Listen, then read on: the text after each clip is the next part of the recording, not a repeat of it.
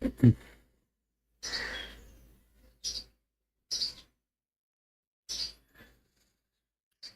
morning. Today is 23rd of March 2025 and we are going to be racing today. Today we are going to be racing at Geelong. Now this is in Victoria. This track is in Victoria. This is the best map or picture that I could arrange today, and this is how the track looks like. The ground reading is good. The last finishing mile, so this is an anti-clock direction. This is not going to be running this way. This is going to be running this way. So the last finishing mile from the last bend to the finishing post, I guess somewhere here around, is about 360 meters. So it's not 400 meters straight, but that's 360 that we have, and the ground reading is good. We've got 7 races here today. Now this track, we've raced here a long time ago, and now we're racing probably after good 8 to 10 months gap, and the track is something which is a moderate track. This track is not the worst one, but it is also not the best one. And we have a few races here today, and we'll see what we can do here. Welcome to Grandstand, and we do horse racing 5 days a week, and we do that in 2 steps. First, we try and identify the best horses through physics, mathematics, a little bit of understanding of horse racing. And once we have identified the best horses, that's when we take a look at the horses at the paddock, when we get the live stream from the paddock or the gates. If we find all the horses that we have chosen are looking good and good to go with, we stick to our picks and place our bets. But if we find that there are circumstantial changes, we often step out or make changes with our bets. It's horse racing, so we need to be vigilant. We need to be making decisions that are worthy and in favor of us. So that's exactly what we try and do. I've got 3 tabs open in front of me. The first one is where we get to see the live feed. The second one is where we get to see the odds and the scratchings. And third one is where we get to see the winning numbers when we cannot make it from the feed. So I have the races, and I'll take a look at it and I'll share my thoughts. Till then, we'll just play whatever is going. They still haven't started, so we'll look at Goulburn. 220. We'll start this parade with the top one here, center side. This is Goulburn. This is probably going to show the New South Wales and the Queensland races, but we're not racing here. We are going to be racing at Geelong, which is going to start in a while. Probably, we probably are going to miss the first paddock. He does need to.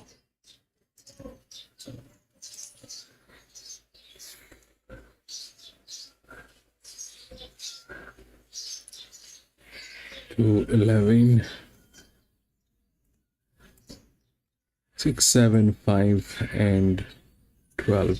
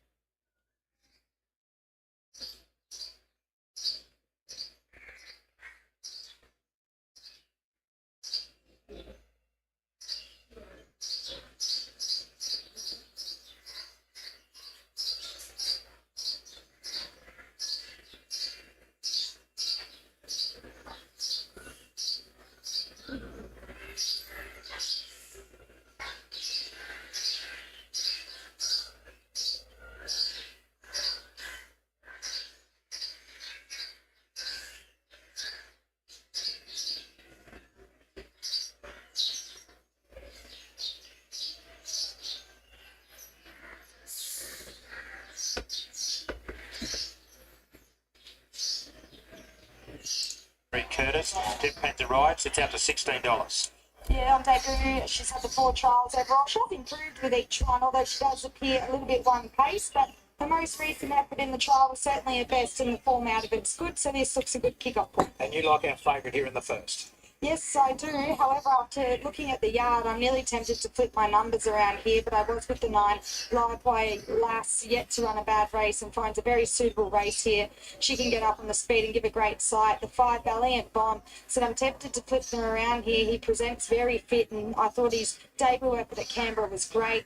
In for third, I put the 8 Don't Call Me Kathy. She keeps improving, and doesn't have to improve that much of her last effort to be competitive here. And in for 4 for 3, Son of Rubik, another improver. Yeah, well, that's the one I'm with. Son of Rubik, inside draw. $4 chance I've got its way from the 9 Live Wire Lass. The 5 Valiant Bomb, 1 start for placing, was quite solid there. And the 6 shooting third. 3.95 and 6 in the opener of golf. So into 360, Son of Rubik, 360. So nice support here for the local hope, $4 to $3.60. The other ones here that have had a little bit of support, Live Wire Lass, is $2.30 into $2.10. And not much else to report on the others. They're the main ones. All the others are on the drift. Valiant Bomb has just trimmed up a little bit, $5 to $4.40. And Kayla's about to join Keith from the stable for the lead race. Yeah, with Keith Lamb here. This horse was terrific on debut. Were the stable expecting him to run that well? Yeah, well, I think we just give him a little bit gap on last starts. I think he should run really close to that. What was the reason for the 6-week let-up? He's just a baby, 3 years old. He's a bit more like a late horse, so we just give him some more time for that. And have you guys felt that he's come on since that debut effort? Yeah, sure. It goes good. He looks fit enough from a yard perspective to run the 1500 out too. Yeah, he should be fine with it. But Annabelle horse is pretty strong, so let's see. Fingers crossed. What's the instructions for the rider? Just try to get him not too far behind the speed and see. Should run for luck. So good luck, Keith. Thank you. Yeah, they always get a winner or two down this way as well. So these runners just going out for the first. We've got this opportunity now, Kayla, to just have a bit of a chat about the day. Obviously, there's a good crowd starting to build up now. So much excitement in that last race later on the day. We've also got the Fred Cooper Cup, of course. Fred was the president here, a legend. Did so much work here, as a lot of the officials do around all the clubs. But they've got a function here today, and there'll be a lot of family and friends of Fred's here for that race later on in the day. It's one of our highlight races, of course, but the country championship, I really can't wait. And talking about it's such a strong race for horses here at Goulburn, but today that race brings horses from the Wagga qualifier, the one at Orange, the other one down at Nowra. What a race it is. Yeah, it certainly is. I'm actually surprised at quite how even a field it is. So I think good luck if you can find the winner there. But we're in for a pretty good day's racing, and this rail only out 2 metres I think is quite important. The last couple of meetings, the winners have been getting to the middle out, but the rail has been out 7, and we've been on a sort of rain-affected tracks the last couple of metres. So I think with this rail out only 2 metres today and being on fresh ground, I think that's very significant, and we should see a good fair day racing. Yeah, Greg Radley's down here today from Sydney. He'll be assisting us during the day with some feature race interviews. But Greg's been all over the state watching these country championship horses, and he's been really taken by Gallant Star, and who's our $3 favourite. Know Thyself at $4 after winning that wild card at Scone. For Cabana is there at $4.50. Tribeca start at $6. And the other one there is InterVarsity at $8. So the field's almost complete. And we saw Ascot, who won the championships on last year, come out and defeat Kenny Hill in the City Handicap on Thursday. Kenny Hill is on the 6th line of betting. It's a $15 hope. So a lot to play out. We wish everyone well, but this is our first at Goulburn on their big day. Exactly right, and Livewire Lass did hit 215 there, now up to 220 with us. So from a yard, I'm with her, but from a yard perspective, I was really taken with the 5 Valiant Bomb. I really would be tempted to put him on top. I was only against him initially because I thought the 6-week let-up jumping from 1200 to 1500 was a bit of a concern for me, but with how fit he presented then in the parade, I think he might be the horse with a bit of upside here, and I think that he might be able to get over the top of them. But the favourite does still look hard to beat. Should probably be a bit closer than him in the run, and this is the easiest race she's faced. 2 minutes off a start. Livewire Lass is our favourite. Anthony Mann, our caller today, down from Sydney, has selected Livewire Lass. Kayla's with it as well. And that horse you're about to see on screen is the one I like. Son of Ruby, Pierre Woodville on the board. They win a lot of maiden races here, Pierre and Danielle's side. Danielle, unfortunately, talking about the Cup Championship, she lost to Horse Cable Express out of that race. And then Bide Your Time scratched Bide Your today, Time so she scratched doesn't have today. much luck at all. But And he was favourite for today, along with the horse. both of the horses, What a shame. well, they were first and second favourite last night, both scratched this morning, which is terribly unfortunate for them. But hopefully she can kick off the day for her sake or with a winner here. And we did speak to her about this horse last meeting, and she said he's shown a bit, but he's very raw. She wasn't expecting a lot of him on debut, and she felt that whatever he did at Goulburn the other meeting, he would take good improvement off, and he was terrific to run second. It was certainly an easier race, but he raced very green and was able to overcome that to keep finding the line and run second. So going off what Danielle said, she's expecting good improvement out of him coming into this next start. It was a ran second behind Two Dart Sassy, who was the long price winner on the day. These runners about to load up into the gates. Live Wire Lass, Alicia Collin about to take our favourite forward. Louise Day picks up the late ride here on Don't Call Me Kathy for Brad Widdop. It's been 6.50 out to 9.50. Don't Call Me Kathy on the drift big time. Valiant Bomb is just stayed steady. It was $5 for $5. But the horse has been well supported is the local Son of Ruben, $4 to $3.30. Rules the inside and Zenazay for John Thompson, $11 out to 15. But our favourite in the first with 4 scratchings out, leads with a field of 7, is this horse from the Nisha Marchable stable. Live Wire Lass. She's third up from a spell, draws nicely, and she'll get a nice run in transit. Live Wire Lass about to go into the gates. The 5 loads up. Valiant Bomb for Evie Van der Hoven, who's been having a really good run of success. We saw the provincial race there yesterday and for the country championships at Canberra. I was down there yesterday. Some lovely horses down there. They've got a wild card next week at Wild as well. Louise Day just bringing up this horse for great forward. We'll head up to Anthony for our first race here at Goulburn. Money horses here, punters. There's 3 Son of Rubik, $4 to $3.20, and Live Wire Lass, $2.30 to $1.90 now. Come up. Shooting Firm will be the last. This is the Jewel Builders Showcase Maiden. 1500, first of 8. Goulburn, overcast. Good for Country Championship wildcard meeting. First favourite is Live Wire Lass. Blue, pink and yellow colours. They're set to go. Ready at the 1500. Stand by. They're off. She anticipated the start. Live Wire Lass and landed straight in front. Don't Call Me Kathy the Grey alongside with Valiant Bomb, and over on the inside is Son of Rubik. Then came Queen Tavan. It's back with Canarsie and Shooting Firm. They're all in a group once they sort their order out. 1200 to go. Valiant Bomb crossed to the lead here. Don't Call Me Kathy outside the leaders second, and the local Son of Rubik. Leaders back third. And then the favourite Live Wire Lass, who then's fourth in the 1-1. From Queen Tavan, 3 pairs back the rails. Canarsie on its outside. And Shooting Firm is the last one.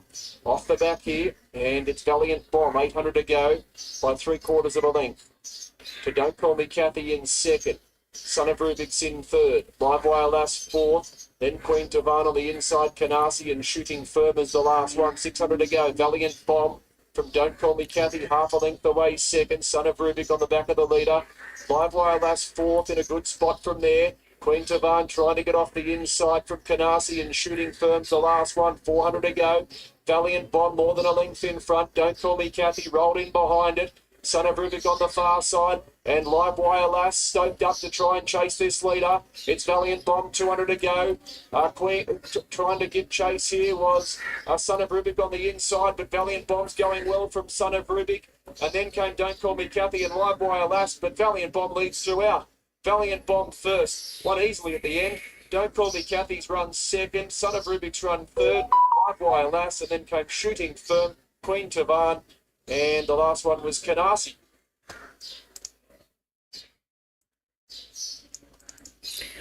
Right, this is what I have for the first one.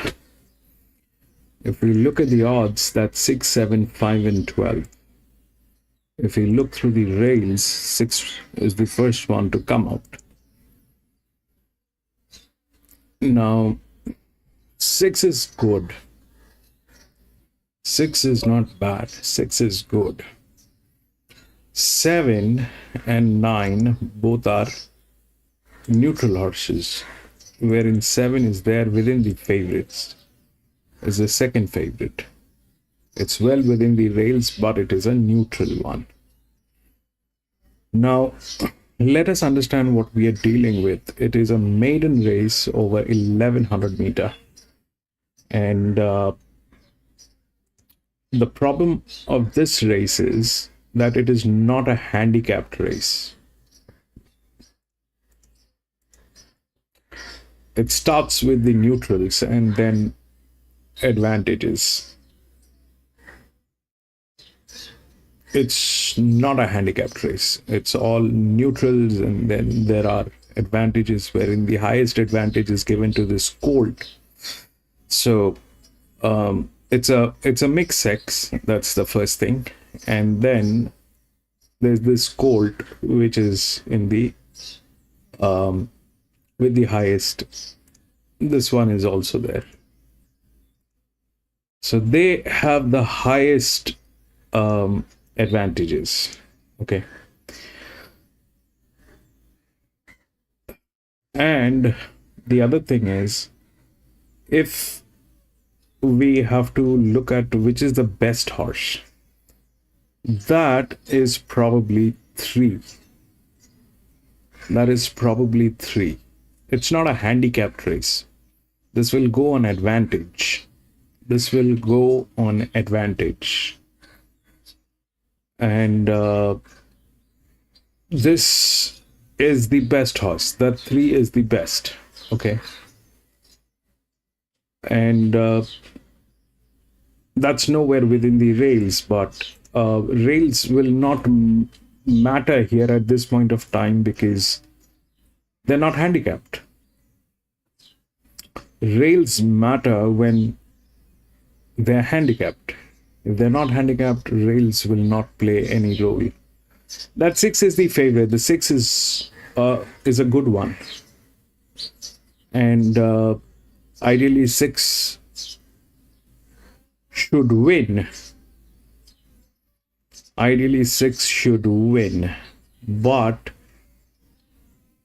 that 3 remains a check. How this will work is God knows.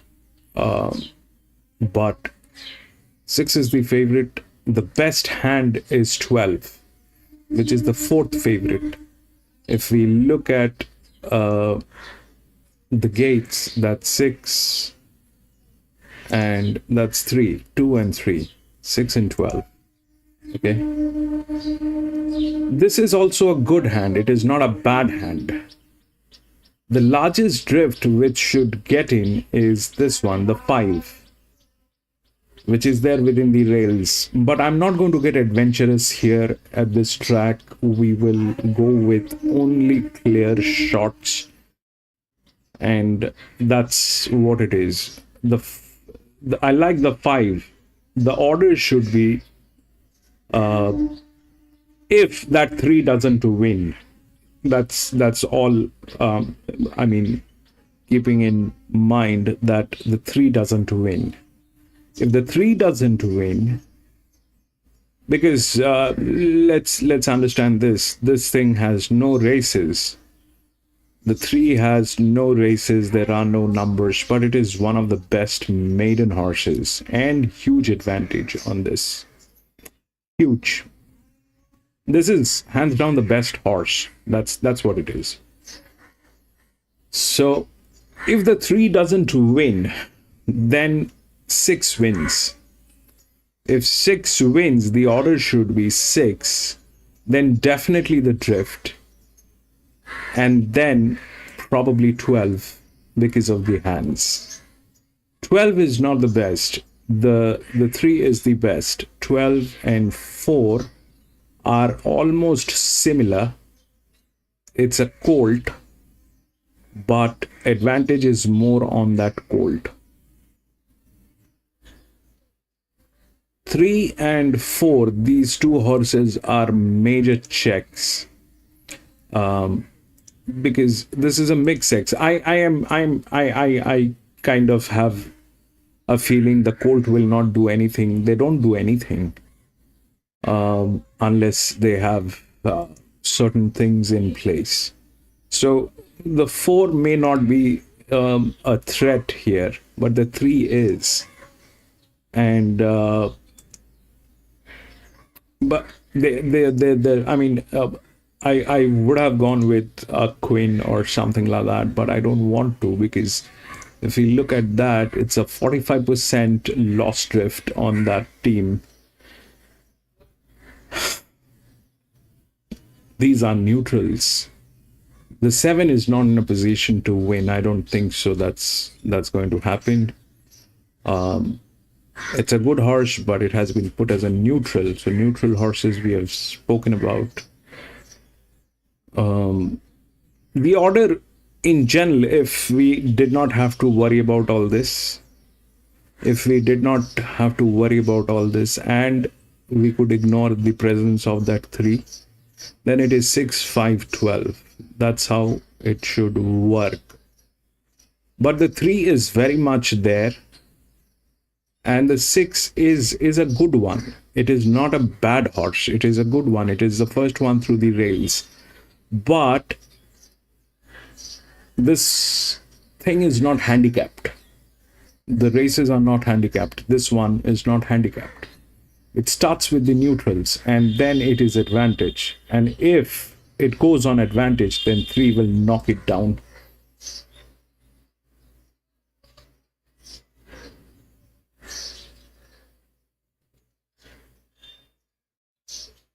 That's what my thought is. But we'll stick to the only brilliant idea in situations like this is I'm going to stay out of this for 2 reasons. This is the first one. We'll see how the track is playing. The second thing is I don't like this entire arrangement. 6 is a good one, should win. It's got advantage. It's one of the BBs. It's the first one through the rails. But the problem is this is not a handicap race.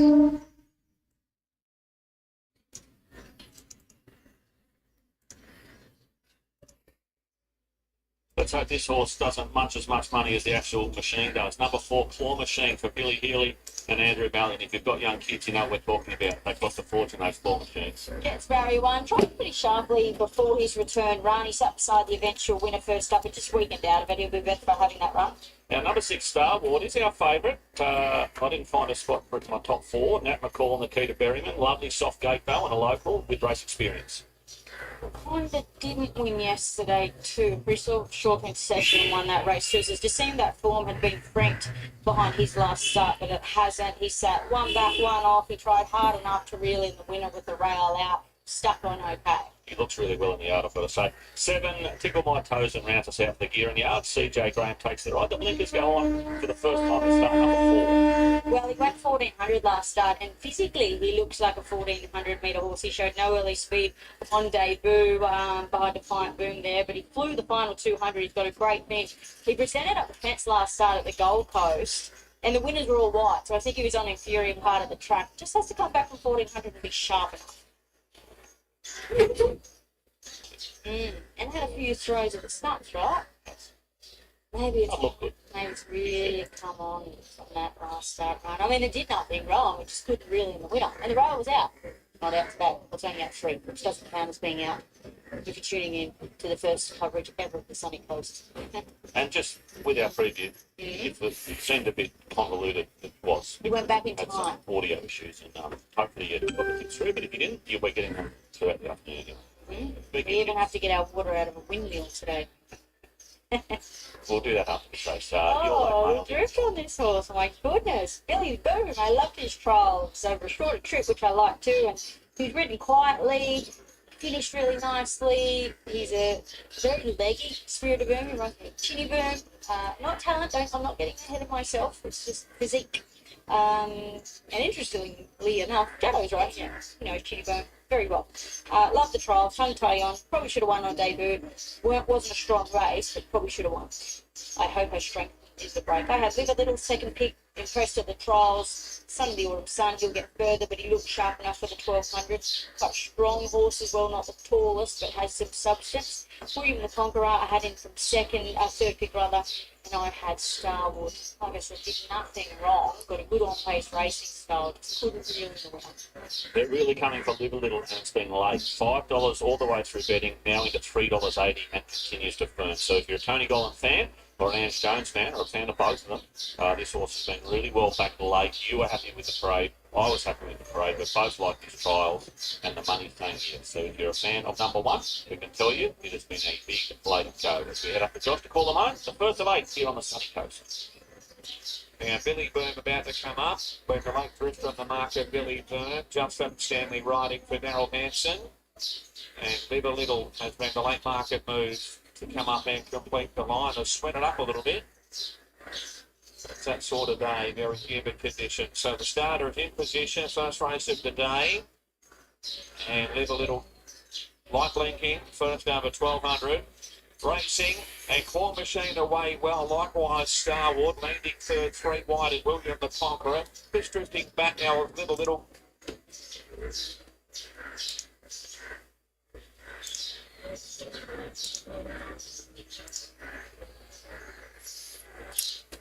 Adoman, welcome back, Adoman.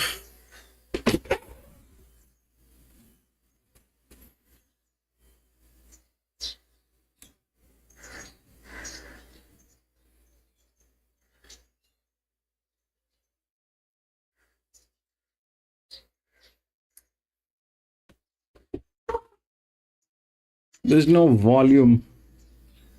I don't know what they're talking.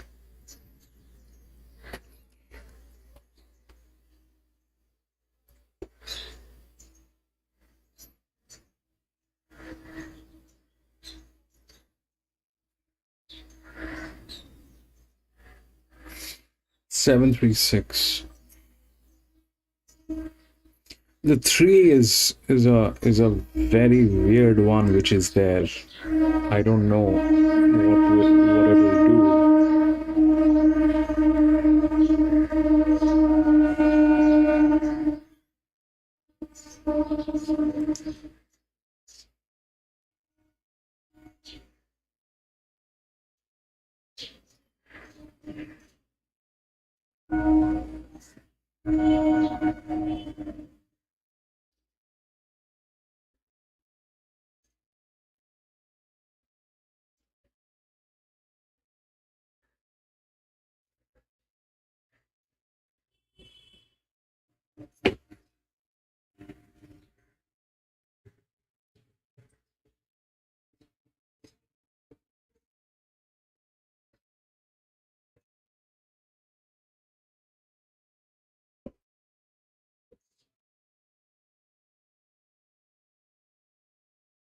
Back of the gate for the first, pink Lamborghini moving around behind the barrier.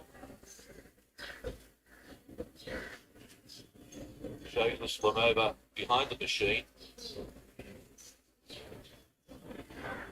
Star of Ravina, Smarty Con moving around, so 2 transactions sent to Telegram and sent with Rossi. And Vein Champagne the last to the gate.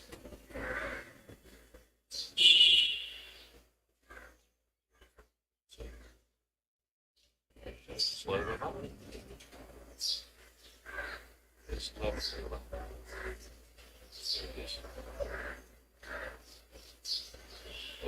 yes.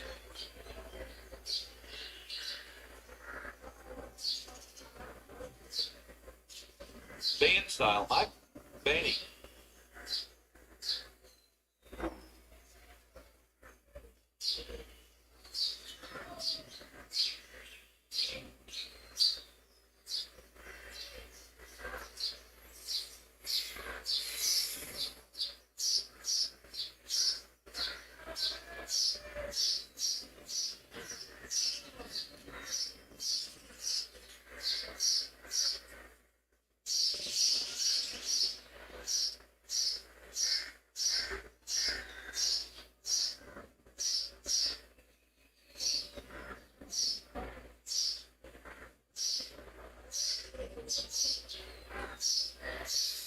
Lewis 12. 12 is good. 12 is also good, but I don't know. This might. It's best to stay out. I stayed out of this one. 6 is good. 6 should win ideally. But the problem is this is not handicap. Transactions, the favourite being led forward. 10 going in Rival Star of Ravina. None of the horses are handicapped. Pink Lamborghini out of the gate, shaping some over, moving around. And also at the barrier lands Bueller, or the Bueller.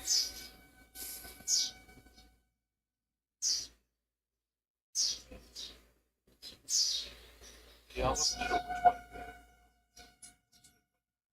That's the favourite to the fence, but later reference. So good money for the 12. I thought the 8 trialled up okay, but I'm obviously wrong. It's legless in the betting. Smarty Con was money for it early, but it's got right out. So the punters have really come up with the major 3 in the betting transactions, $11 and also Vane Champagne. Shameless Amova. It's very close, James. I'm with you. We're just about set, send with Rossi to move It's a forward. lethal one, that 3. It's a lethal one. I mean, that's the best horse. That's the reason I stepped out. The 6 is good, but Amova standing up none of these horses are handicapped.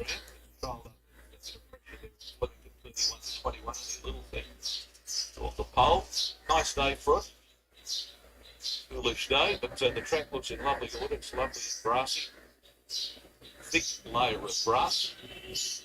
The rail the true out 5 metres. Now Sam with Rossi's rider out of the saddle. Went in. Greg Kirkley replacing Jared Fry in the first on Sam with them over. Taking them over. Set to run. Set now. Arman 6-9 Geelong. Watching. The line. The 9 also is A bit slow to somewhere go. there. I checked. The gates open. It also with Rossi not fast out of the machine. 8. Pink Lamborghini won the break. $11 rushing up second from Vane Champagne. And there goes It is this one, the with Rossi colt. wide out around Smarty Con and Transactions. Sent a telegram. Shameless Amova's a fair way back in the field, and outside a bit is Star of Ravina. They come off the back and head their way to the 700 metres mark.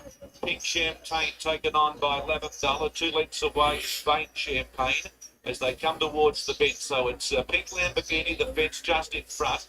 About ahead or so, moving close, $11 to join it. Off the fence is Pink Champagne, pushing sent with Rossi wider. Transaction stays towards the fence. They're in the running. Pink Lamborghini, the fence, at $11, a little between the pair. 2 lengths Transaction starting to threaten.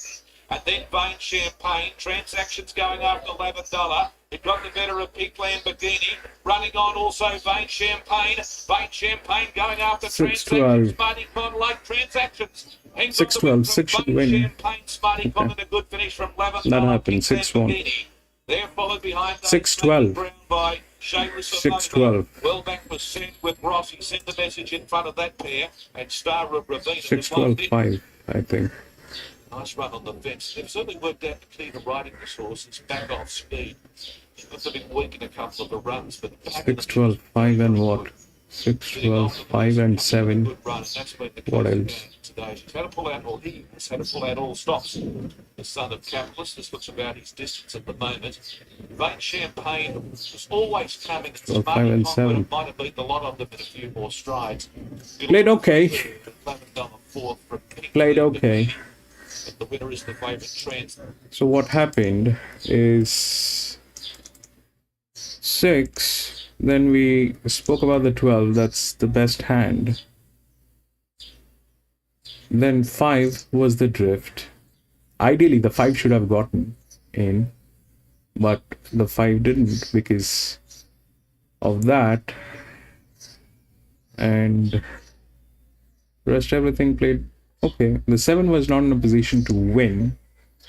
So this is something that we have spoken multiple times. The neutral horses, if they cannot win a maiden race, how are they going to win A handicap race. That's something that I don't know. Ideally, it should have been 6, 5, and 12. That's what it should have been. Or, the 3 should have won. But they're all like that. Somebody is going 31% downdrift. Somebody is going freaking 45% downdrift. This one is a neutral. 9 was a neutral. What will they do? Man.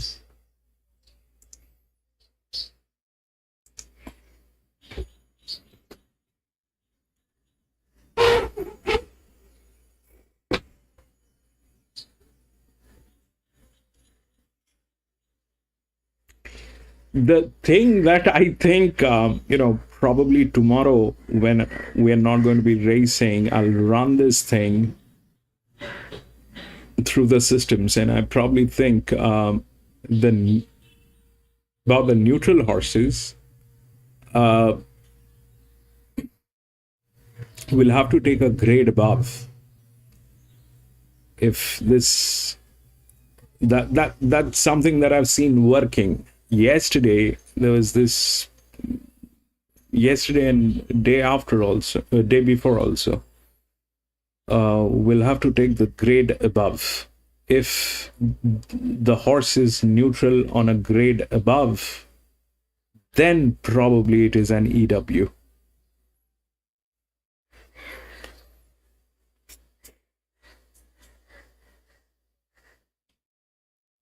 Along with the handicapping, but we'll see. Anyway, we'll go to the next second.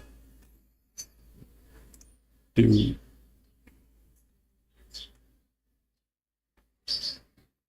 2, 6, 8, 11.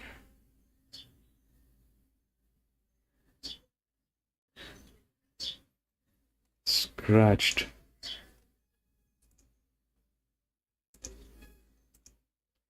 12, 4, 12, 14, 13, and 5. 12, 14, 13, and 5.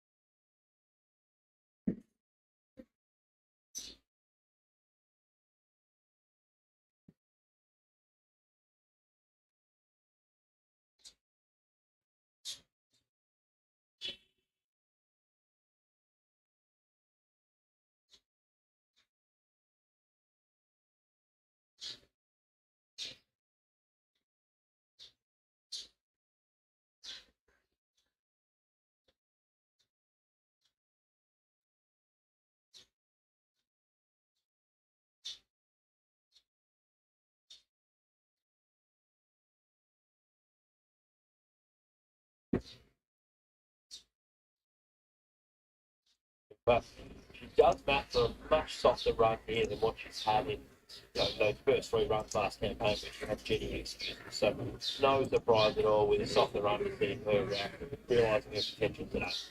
All right, so similar sort of story to the first race. Martin basically identified 3 chip chances. And 2 of them were on a lot of points. Yeah, so like the first race, I think there's the 2 key hopes. Struggle to split these 2 Kemp and Secret Alliance. And like the first race, I think there's an each way chance at a big price in just self. And in the first race, if Nick says no, we wasn't able to get the win, but did manage to run into third. I can't one that I didn't really know what to expect on debut, based off the jump after, wouldn't completely surprised. So I think it's predominantly a race out of Tesla Secret Elegance, with the each way value, or maybe the value of the multiples could be just self, who was quite encouraging on debut, doing his best work late, and might be able to settle a bit closer today.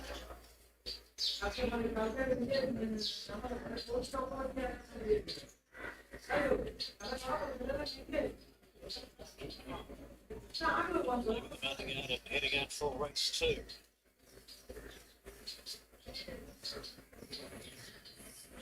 TAC Maiden over 1200 metres, they're heading to the start. Scratching 3, 7, 8 and 9.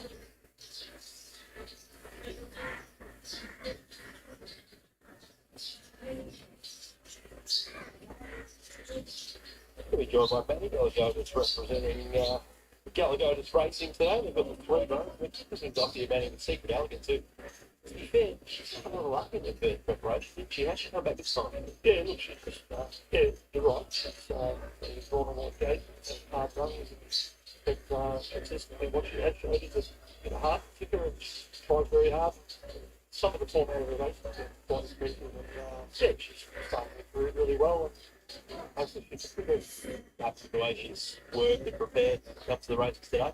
Yeah, look, she's had a bit of time down Lawrence the Park. Freshen up, water back in, and she had a nice little jump out the other day. Take it on everything. All right, this is the second one here at Geelong.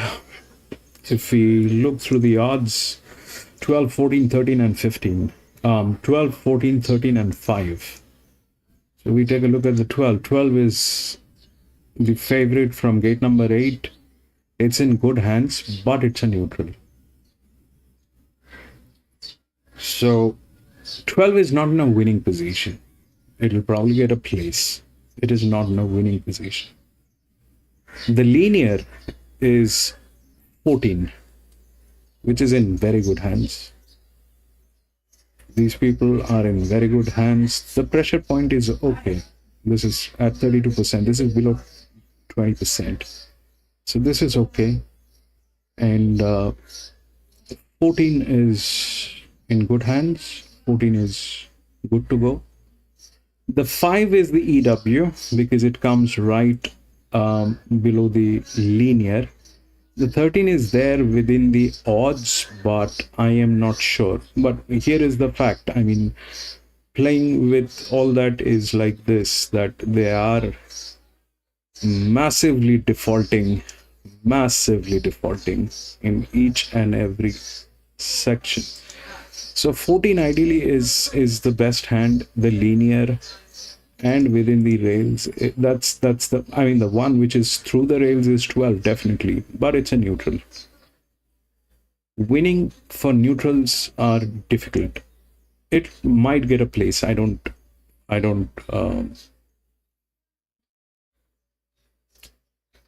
argue that. So that's that. Now the other thing is we'll have to take a look at the drifts. That's number one. Number one is the drift. The larger drift is 10, which is here, but this one is within the rails, which is there, the 1. And if we compare these two horses, the 10 and this one, the advantage is definitely more on 10, but 1 is a better horse. It is probably in a better hand also. So that's what it is. Worry about all this nonsense which is there. And I would have gone with 14 and 5 forecast or queen. 14 and 5, because that is an EW position that'll get in. And this one is good. The one is also good. We'll see how the one reacts, but 12 definitely is. I'm going to stay out of 12 as a win bet. If I'm going to take a look at the paddock. If everything looks good, then I'm going to go with 14 as a win bet. Probably I'll avoid clubbing up because this track is not. So far, I haven't seen anything that is something that I would want to get into. I mean, come on, it's like 100%, 56%, 43%, 35%.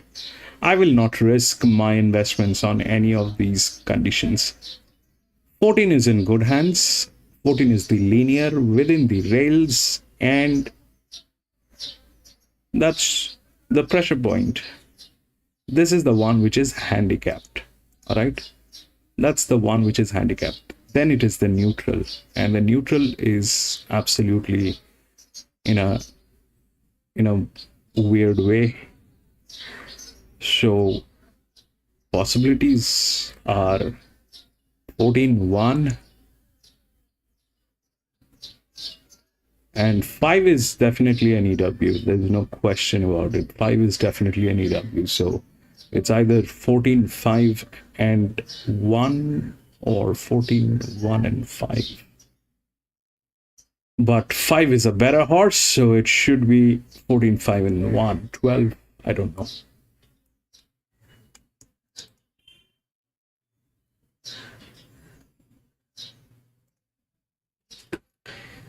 Frank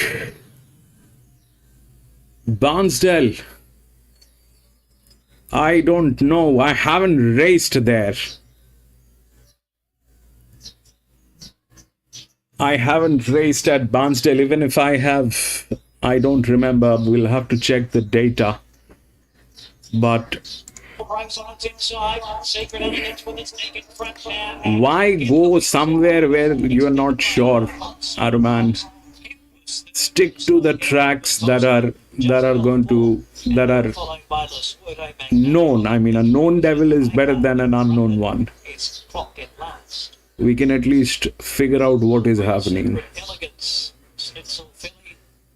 I mean, that's my suggestion. I mean, if you're actually putting money, stick to the places that are better in terms of, parity. God knows where Barnsdale is. That came through. Brilliant. Came through. Brilliant. I mean, trust me, I kind of have gone through probably all the. Congratulations, Arman, the 12 won, actually. Brilliant job. I mean, I don't know how many tracks I've raced here in Australia. Probably most of the tracks we have raced. There are a few definitely which we haven't raced, but I think it's best. I mean, today I've always played minimum tote, whether it is good track, bad track, ugly track, but I think it is best to stay with the tier 1 tracks. It is best to stay with the tier 1 tracks. I mean, compare this with eating at a restaurant. Where do you want to go? You want to go to a good restaurant to have a good experience, rather than some shady place where God knows what they're going to cook. They will say it is chicken, but then you will find it's mew mew.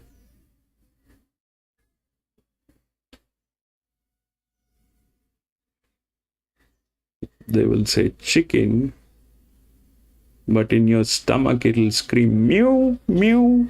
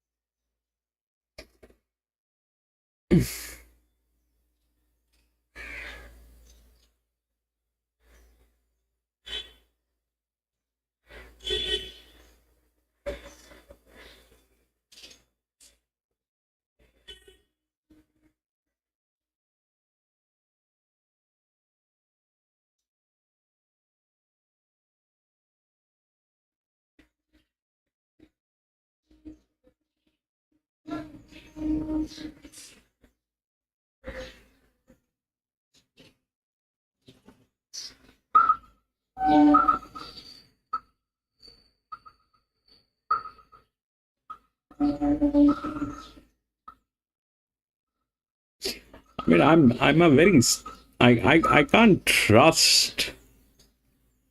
I can't trust when it is money. I can't trust. That's just me. I can't trust. I always try to look for why. Maybe that's a sickness that I have. Maybe I am effed up in my brains, but that's what it is. I can't trust people, especially with this particular subject where there's no policing. If this was a subject where there is a lot of media coverage, there's a lot of stuff going on, maybe, but this is something that I can't trust. We'll have to take everything in consideration.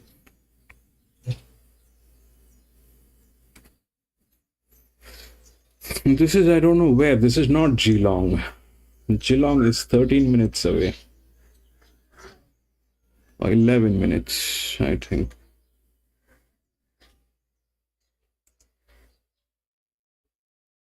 Is it Geelong? I don't know.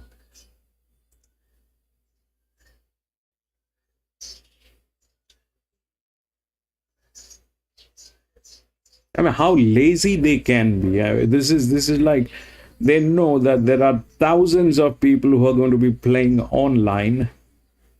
The easiest thing is, you put a board, a signboard that says, hey, you're at Geelong, like they have at Warwick Farm in the other places. No, they'll not do it. They're too lazy.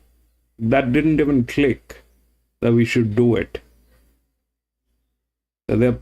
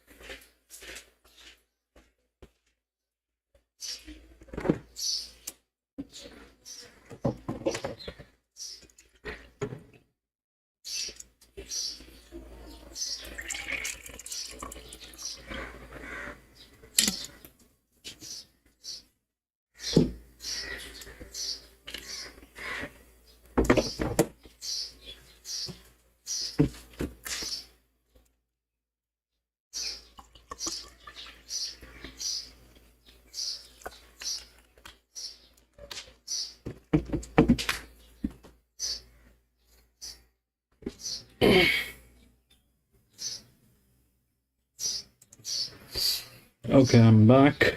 What's going on? We are Hobart. Where are we?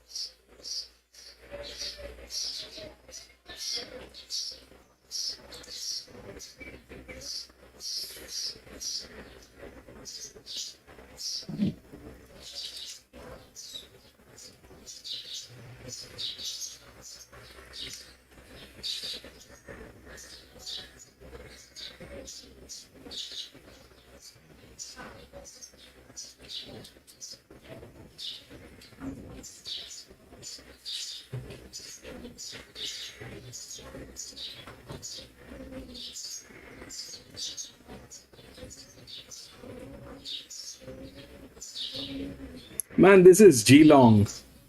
GRC.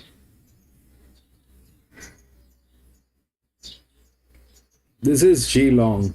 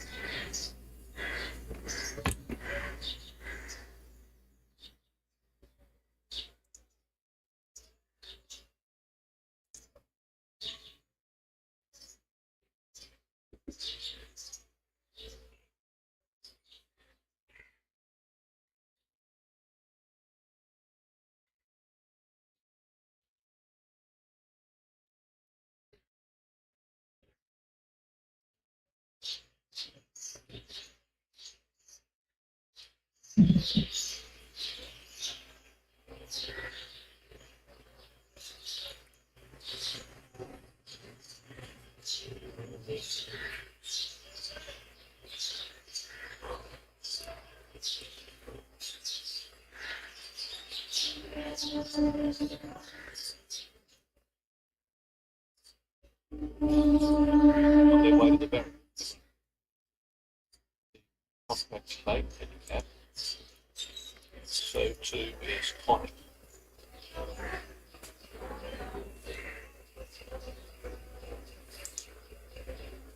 Valley Maidens for Morley, AI Saru and Sasset.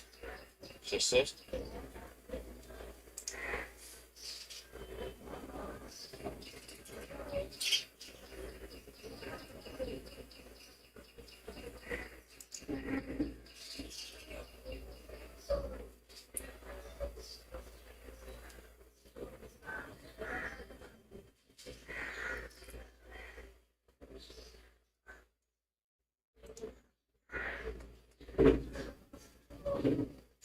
AI Saru arriving at the barrier. Out of the gate is Skamorley and Big Energy arriving at the machine. The Octopus to the gate and Dainty Bess. Lady Bess. Followed by Conjurer, Masher, rider of Tuscaloosa, Chief momentarily over Savage back aboard now, Valley May to the gate, and Skamorley. She said.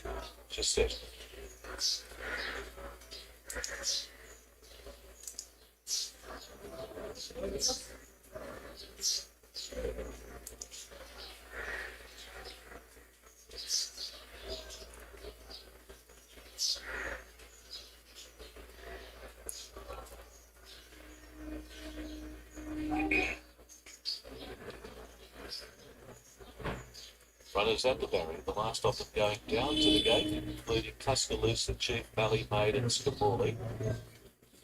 3 very good chances with Scamorley's 2 runs to date have been good. $2 to $2.50 on the BAP, as said. It's $5.50 to $4.60. She ran well on debut and Mashes. Had a few chances, ran okay here. Its first run back and then fair last time out. She was $2.80. Best of the rest, Tuscaloosa cheap, $10. The Japanese bred Dainty Best, 16 into 12. Would have to be a superstar to win, and she's had support. He has 4-year-old like Morris, Japanese bred.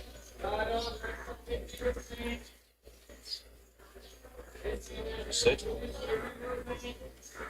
Moving in. She's set about to come to the back of the gate and move forward, attendants either side to bring her into the inside gate. Remote her early and possibly. Masher over there at the machine, and so too is AI Saru. Tuscaloosa Chief moving around, so too is Conjure the Octopus, first up new stable. Same owners. Scamorley at the gate with Valley May, Big Energy, and Dainty Best. So just fencing over there with the attendants at the moment. Now she wants to pop up in the air. Really even rides. She's set yet to move forward. Start time is now 47 seconds away.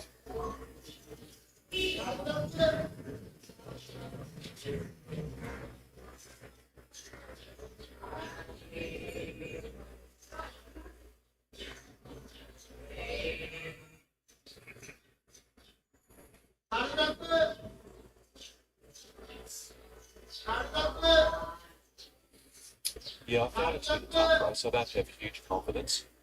She's set at the moment, she's playing up behind the barrier. They're having a bit of a job to get her to move in.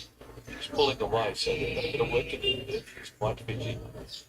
Depends on Dainty Best, like this is not a strong mate. I'm not sure about Masher. I backed her when she was first up and I thought she was a bit disappointing. The 2 runs since have been fair. Still, Morley comes out of a decent race. Tuscaloosa Chief and Dainty Best have very good chances in the race.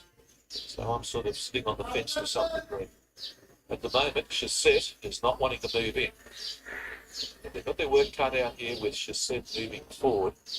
The Eagles continue to stay in the saddle. They haven't jumped off the saddle yet. At the moment, their buckets just backwards, inch by inch, creeping backwards. Like Richard Freeman. Don't like that grub. That doesn't listen to me at all. Hasn't done her any good. Then he jumps out of the saddle. They're going to have another crack with her. Never seen mixed horses play up the day. They're not very well schooled. They're not. They go straight back to Julia Walsh for a bit of work, and now she's sort of wanting to buck up a bit. So she's not wanting to move forward at all at the moment, she says. She's been well tried to win the race. Dainty Best just continues to trim down all the time. Now he gets out of the saddle, but they have another crack. Lead rein on, see if this works. Comes to the gate, looking much more a chance than what she was a moment ago. It's looking to the back of the gate. Look at the ribbon inch, she just needed to get off her back. So Chassette has moved in. Getting up on debut, trialled up okay, so she's got ability. Big energy out of the gate. His Valley May being led forward, the Octopus to come up. Here in the looks department, the Octopus. So shake the horse. Lindsay Smith. A bit of money for a couple of roughies in the race. It's 41 and 31 barrels. Scamorley and Masher, not much between them as favoritism has been fought out the dying stages. Just got a feeling they're going to come off the fence today. Just the way they 4 horses out, 4 of them. Anyway, we're just about ready to run. It's the last few there to move in. Tuscaloosa Chief to move up. Dainty Best to move in, the Japanese breed. And race. AI Saru out of the machine, and so too is Conjure. There's 4 more to move in with Mr. May with the Jesus, or Cassette, I should say, proving hard to load. She's been standing there for a little while, so it's going to slowly but surely move in. So Davey Best moves up. Henry Dwyer, trainer. Mitch Aitken in the saddle. 16 into 12. Any good, it's got a big chance. Conjurer moves in. And finally, we're set to run. Race number 2 of the day. Starting signal, Chassette near the inside began smartly with Tuscaloosa Chief. Masher ripped forward looking for the front and Mally Maid in the first 4. Elected a half Dainty Best, one off the fence, wider still Big Energy. They're followed by AI Saru and then Contra, the Octopus and Scamorley dropped out last. Masher wanted the front nearly for Fry, scoots clear, elected a half in front and now jams the brakes on. Tuscaloosa Chief elected a half away, Mally Maid on the fence. Dainty Best has got its mouth wide open and Chassus has settled pretty nicely back on the fence over Big Energy, Hey Saru, the Octopus. Then Contra and Scamorley back at the rear. Masher getting its own way inside the 1,000, striding out the Blue Blood by 2.5 lengths. Tuscaloosa Chief and on the fence running in third position. As they come off the back is Mally Maid, a length and a half to Dainty Best, still with the mouth open from Chassette, who's back on the inside and wider out Big Energy and going up AI Saru in the centre from the Octopus. Scamorley's in a little trick spot back between runners at the tail of the field. Contra outside of it's about to drop off and give Scamorley galloping room. Inside the 600 metres mark as they come to the corner and Masher now going for home. 3.5 lengths in front of Tuscaloosa Chief. On the fence about to be called upon as Mally Maid, a length away. Dainty Best as the leader got further in front as they turn. Scamorley's giving the leader about 8 or 9 lengths as heads turn for home. Masher against the paint, 5 lengths in front. Tuscaloosa Chief battling away on the fence, Mally Maid. Chassette looking for a run and now Dainty Best making ground, but it's all Masher. Inside the 200, she's giving them a galloping lesson. She's 5 or 6 lengths in front of Dainty Best. Scamorley running on when it's all over. But Masher is destroying them, runs them right into the turn, puts the handbrake on the home. And 14, 1 and 5. Second, Chassette round third, Scamorley fourth. They're followed by the Octopus, Tuscaloosa Chief behind those with Mally Maid. All back is Hey Saru, Big Energy, and a bad last Contra. So that was going to win a long way out. Masher absolutely has destroyed. 14, 1 and 5. Puts it all together today with a big victory. $2.90 Dainty Best stays on. Sally, welcome back. Dow's, welcome back. Walked in the lead, just sprinted the pace one. One will run second, Dainty Best, just over raced off the slow tempo. Set will finish back in third position, number 13. So what happened is the 12 was neutral. It was not in a winning position. I had a doubt between the 1 and the 5, so I stayed out with the clubbing, and especially because of the entire management which is going on here. 12 is in very good management. 12 is in very good management, but I think they're not in the good books of this handicapper. That's why they put that horse as a neutral. That's my that's my take. I think whenever the handicapper is kind of a little pissed with the owners or the trainers or whatever, they kind of put their horses in as neutrals. So that's neutral. 14 was the one which was handicapped, and it was good. It was the second one through the rails in good hands. The 5 ideally should have gotten in, but the 1 got in. But the 1 got in because of the drift. We spoke about this one, which was very much within the rails. The other thing that might have happened is this thing. We don't have the data for this side. Probably mismanagement is the only answer. That's mismanagement. That is right there. This is also mismanagement, but this is bigger mismanagement.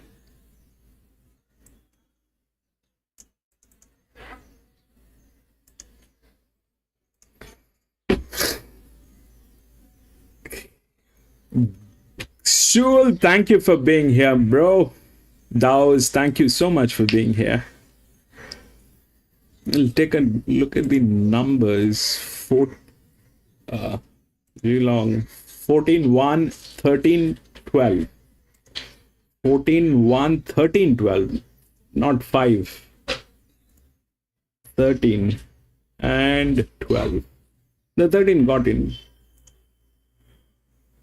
The 13 got in.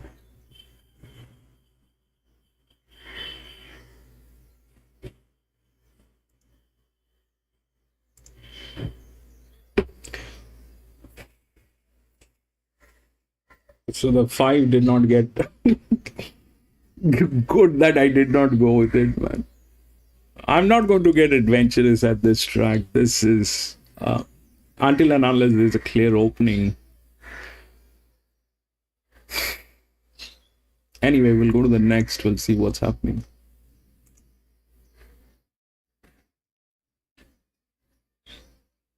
Five, 15, 17, 18 all scratched. 5, 15, 17, 18.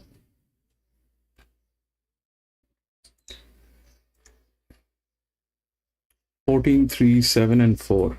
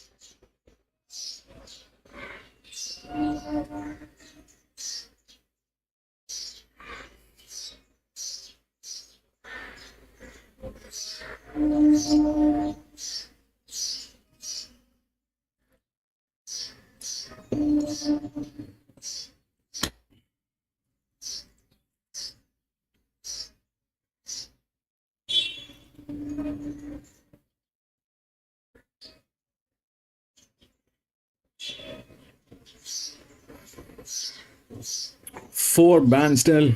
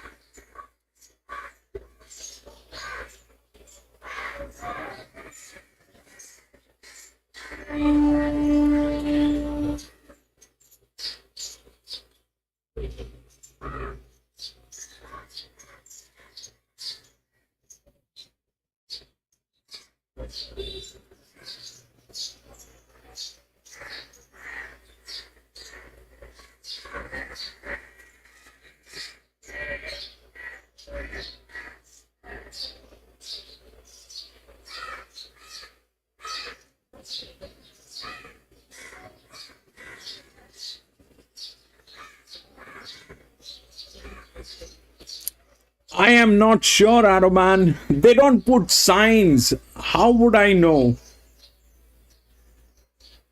They don't put signs. You have to look for, some sign. But this probably is Bandel, because the last time you played Bandel, the 12 won. That feed came before the Geelong. So this probably is Bandel.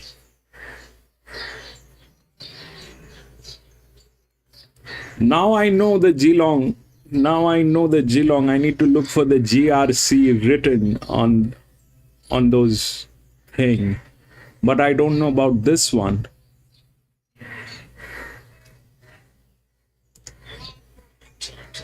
Jack back without a jump out that I could find. And stopped market support 440 to 310. So Cheeky Doll is locked away. Here is Come On Hugo. You come up from Paul Withington. Flying out in Geelong Gazette. Our gallery will join them shortly. There's free to play. $2.45 folks. Our gallery about to join them. Best form good enough to feature here as well. This is race number 3 over the 1,000. They're off. And it was a very level break as well. Adja one of the first out with a brilliant 8 from the inside gate. There's also speed from Free to Play.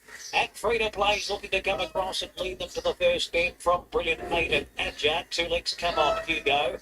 Heart Attack Jack has caught 3 wide, but going on to 4th. Then comes Cheeky Doll, Via River and Flower Gallery. They hit down the side, 600 to go. Free to Play for Patrick Maloney. Steady's 1 length in the lead. Actor is second, then brilliant 8 back on the fence as they start to swing. Here's Heart Attack Jack making tracks towards the middle. And then 3 lengths of Via River and Flower Gallery coming into the straight. So Free to Play skipped away. Free to Play now 4 lengths on brilliant 8. Heart Attack Jack and Jan. Flower Gallery from a long way back, but Free to Play with 150 metres left to go. It's 4 lengths clear and Free to Play for Patrick Maloney and Warren Watley. That's Bandale. 3. Several links on Brilliant 8, who was running on and Via River to 3rd. They were followed by Heart Attack Jack and Adja Flower Gallery. And then came Come On Hugo's clocked in towards the end of the field and Cheeky Doll.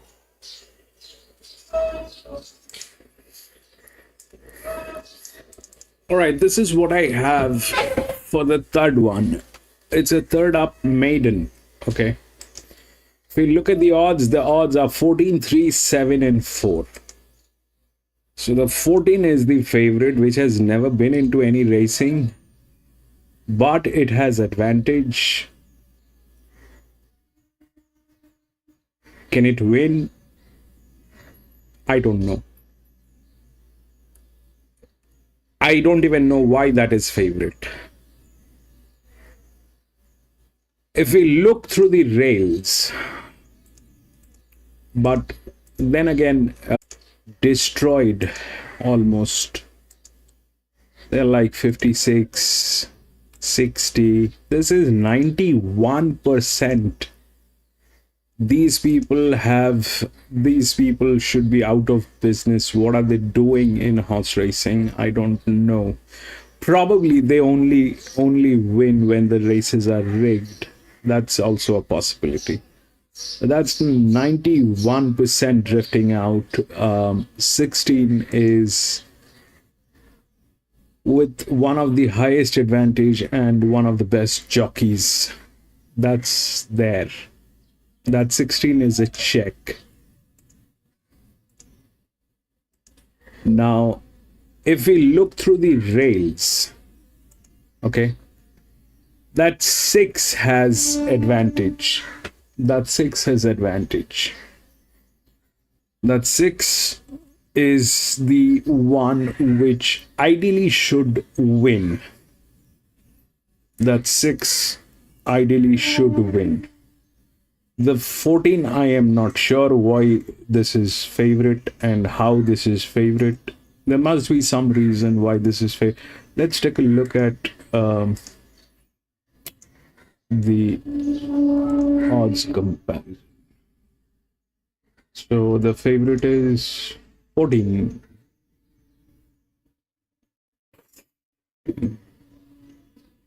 Rebel Woman. Doesn't look like it is forced, but there's some influence. It doesn't look like it is artificial. 7 is weird.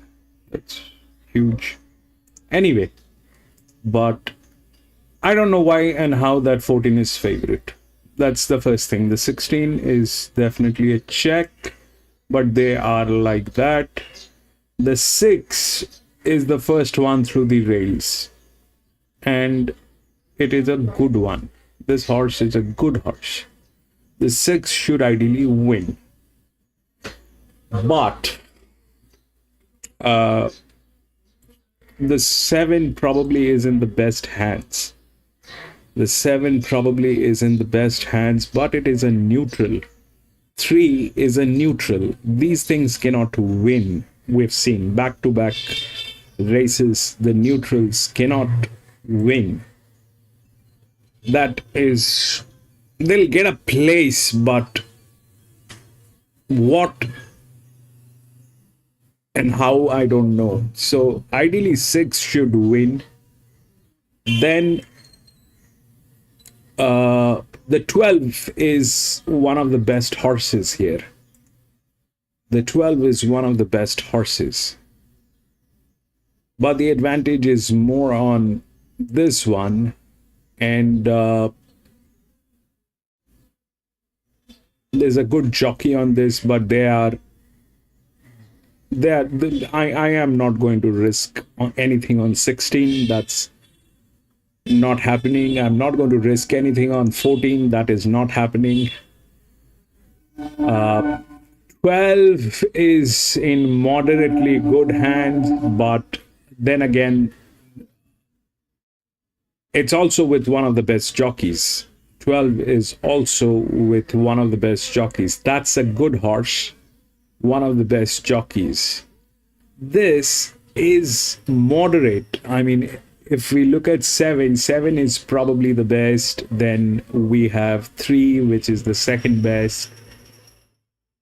4 is the third best, and then probably this one, 12, which is the fourth best. But the top 2 best hands are neutrals. That's not, I don't believe that's going to happen. 4 is a larger drift. So 4 is a chance that it'll get in as a drift. We've seen the drifts, they work. And that might get in. If we look through the rails, this one is without rails. It doesn't have the support to win, but it is not handicapped. So rails generally do not matter. And it is also not tailing. 6 is standalone. Now, that 14 is favorite. If logically we try and understand why and how this could have happened, is because of this particular advantage, which is here. Now, how things work, this DICR is basically calculating what the handicapping should have been if this was a grade above. Now, if we are looking at that, then we also have to look at this, the 13. The 13. So 13 is also the same number. Okay. This is 91% in deathbed, This is 45% in deathbed. This also tails this. 6, that's 5, and this is gate number 6, 13. If we are looking at 14, then the advantage is this. That's the only advantage. But the same advantage is there with 13 as well. Now, if you want to compare these two teams, whatever the result is, that is the result. That's 91%, this is 45%. Drifting out. They are in losses. They do not, they're not making money. The one which is actually making money, the people who are making money, is 7, which is a neutral. And 6 has the advantage through the rails. I am not going to get into this. I am not going to get into this. They are also 31% drift. They are also 31% drift. So God knows what they will be able to deliver. But ideally 6 should win. But I am not going to get into this. I'm out.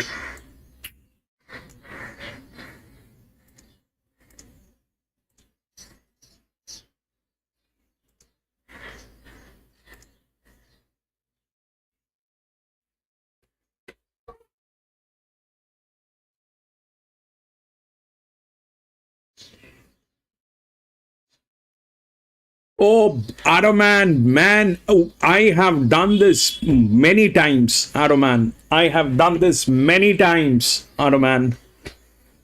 I mean, I keep looking at the barriers and then I confuse that with the horse number, and I have done that many times. I understand your pain.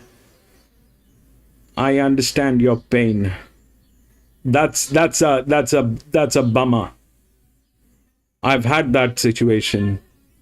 So I'm going to be out of this one. I'm not going to get in. Ideally 6 should win. But I'm out.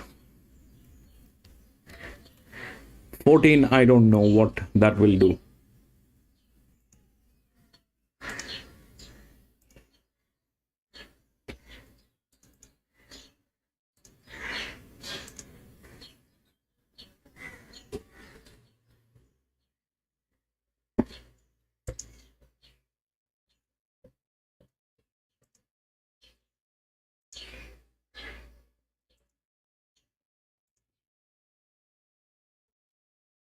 This is Geelong. That's the 6.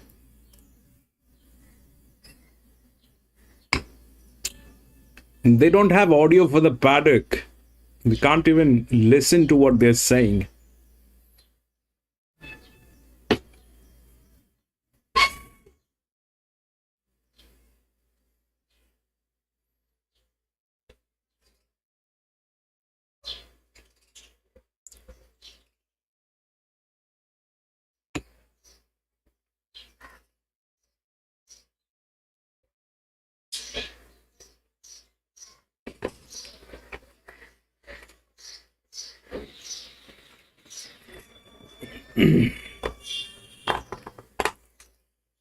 I know that, man. That's a painful thing. That's a painful thing.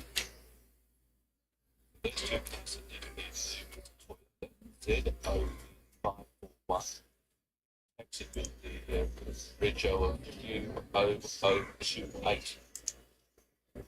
Those people urgently need to be there for their position at the moment. That's Toyota ZON541, the taxi U0028.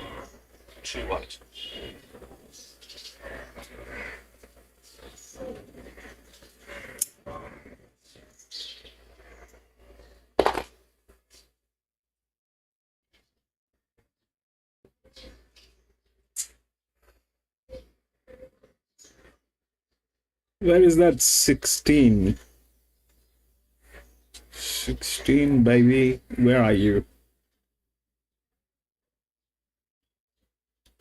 I mean, this, it makes things way more complicated. It makes things way more complicated the moment you look at the ROI of these stud farms.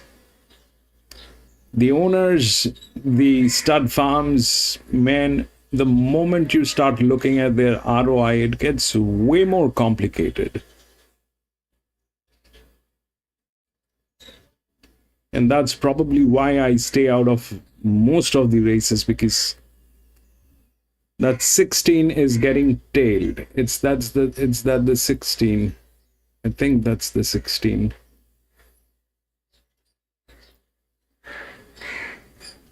Why is it getting tailed? It has advantage. Maybe fractures. It's a 3-year-old gelding.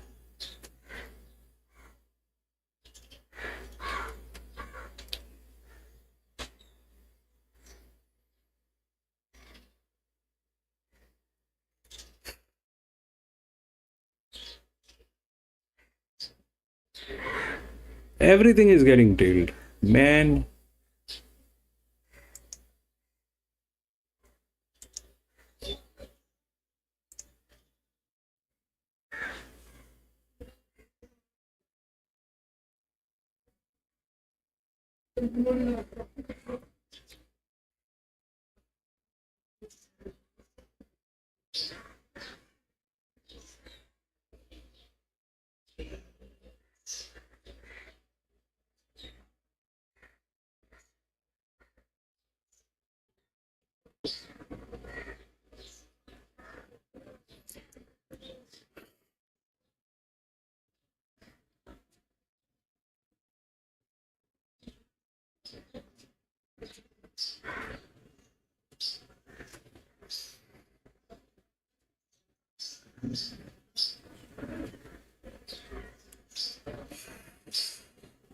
That's the best horse, the 12.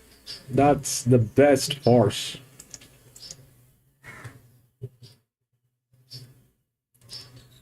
That's the best horse, that 12 is.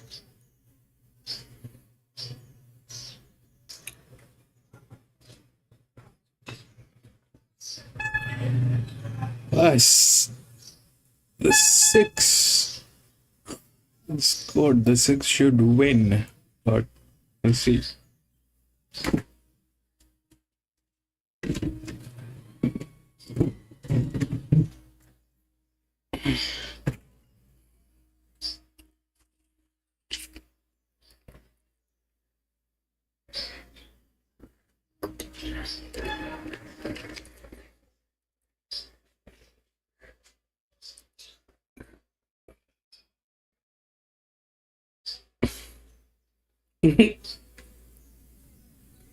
These runners at the start, Rebel Woman, trialled up with us. That's the 16. That's a major check. That 16 is. This is not a handicapped race. If it goes on advantage, 16 will nail it. The 6 is a good one, should win. But they are also drifting. I don't know what to say. Saddle. Little Woman, Manhattan, Lane, England down. I'm unique, highly intrigued, Dubai Watch. There is Meet the Missus, the Omaha Express, and Hot Stepping Kitty.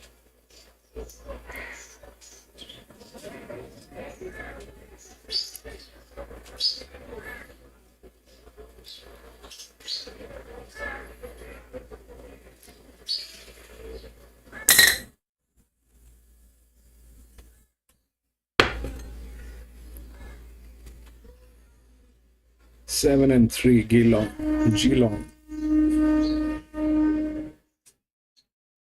Snake rattle and roll close to the game, Samora, the Omaha Express moving around. Taking all the hot setting Kitty. So good little mate, this one, by TPG Bill Handicap. Rebel Woman very heavily backed, and Snake rattle and roll solid. Here's the long jacket, Snake rattle and roll close to the gate with Rebel Woman into a 1 and 3. Get down, Labels moving around.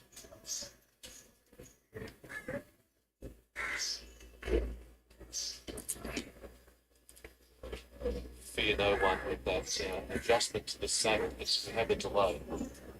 To be done. This is a really intriguing race. I made Snake, Rattle and Roll the best of the day. It was the only horse I was really interested in backing on the card, but I'm terrified of Rebel Woman, and the money's being large. I thought Noble Steve was a bit risky. I thought Anchor Down were both a bit risky. And Dubai Watches had good support with all the money for the other two, but this Rebel Woman is off the chart. But they're moving into the gate well. Thanks, James. Yeah, I made Snake, Rattle and Roll the best. Terrified of Rebel Woman, and now I'm shaking in my boots because it's been smashed. I think they're clearly the top two chances. So have to see how this pans out. Rebel Woman got through the line nicely in their last two trials. Snake, Rattle and Roll's got on the sections. It's had no chance now. Gets a gate in the right distance. Highly Intrigued moves in. Noble Steve, it was the 270 favourite last night, moves forward. Dubai Watch has been well backed. The Omaha Express beat the wife to move forward. It's 21 into 17 in a hot betting race. And hot stepping Kimmy to move forward as well. Bella for lead out of the machine. So the last three moving in. This has been absolutely smashed. We have Geelong Jacket. That is Rebel Woman, Fred Kersley riding with Chris Wallace at 225. Centre run. Intriguing mate, the light is on. Starter has button in hand and they're about to bounce. One getting up in the stalls. It's Manhattan Lane right and carted out the back and carried away. Manhattan Lane, and there's one of Saab's horses next to it also, but 50 Manhattan Lane's rider. It's Taylor Charles making their way to the back of the gate. Looks like she's going to jump back aboard. This is a big game. Rebel Woman. He has been smashed. All set. Holds back in the saddle. Ready and racing. A little slow Noble Steed and beat the wife went back after the start. Rebel Woman jumped in 7th position. Going fast, Zamora's going to go to the lead from Anchor Down. Highly Intrigued not far away and setting behind those hot stepping Hibby in 4th spot. I think Bella for lead and they're followed by Manhattan Lane. Rebel going up on the outside now is the heavily back galloper starting to improve its position as they come down the side. Rebel Woman is going up in between runners. On the fence is Snake, Rattle and Roll. A length and a half to Dubai Watch. They're followed by the Omaha Express. Fear No One, Noble Steed that beat the wife. We've got a tearaway. Zamora's raced out 3 or 4 in front of Anchor Down. A length and a half away in 3rd position on the fence is Highly Intrigued, being passed quickly by the hot stepping Hibby. Wider out on the track is Bella for lead. Rebel Woman under a bit of pressure. Snake, Rattle and Roll needing room, and further back as they turn the bend to the outside is I'm Unique making up some ground. Noble Steed's fairway back in the field. They're well in the stretch. Zamora front runner. Going after it is Anchor Down on the outside, and Anchor Down's hit the front now. A length away going after it is the hot stepping Hibby. The hot stepping Hibby trying to get to Anchor Down, but Anchor Down's pulling out bloody Noble Steed late. Anchor Down's going to win it. Anchor Down comes home and wins by a length. 4. The hot stepping Hibby, 3rd prize in the race. Noble Steed 4th. Maybe Dubai Watch. From close up behind those runners was Bella for lead. Rebel Woman and Snake, Rattle and Roll never really got into the race at any stage. Then came I'm Unique, Beat the Wife. Zamora dropped out, Highly Intrigued. The Omaha Express near the turn of the field. Manhattan Lane alongside of it would have been Bella for lead. Anchor Down, well done to Pete and the team. Peter Davis in the ownership of the horse. He came with me to the races today. He was pretty upbeat about the horse's chances. And Anchor Down, who just jarred up a bit on the ground the other day, has been too good for the racing away to win and win really well. Got out to $6.50 in the betting. For Danny O'Brien, really eager in the saddle. 4-13. 3 and 6. Start number 7 has been able to win. Second prize going to Hot Stepping Hibby, $31 check. So, what happened? The 6 did not win because of that moronness. The 4 with the outer drift actually won. This is not a winning position, but it won because these people are morons. And it won. 13, we spoke about 14 and 13. So 13 got second. They just, this is weird. Then what? 3 and 6, 3. Then 3, the neutral. And then 6 or 16, I don't know. 6. Okay, then 6. Then 6. Then 6. So 4 went, look at what the clowns have done. This 6 was in a winning position. The clowns destroyed themselves because of their moronness. The 4 went through because of the drift. And that 13 it was tailing gates. 6 and 5, 6 and 13, they were tailing gate, and the advantage was as good as 14. The difference is this one has an RHP. And this is 91% drifting out. How will that work? In what condition will that work? Out of all this, that makes sense. These two are neutral. This is in a moderately good hand with a drift. Technically this should not be winning. It's a EW position, but it won.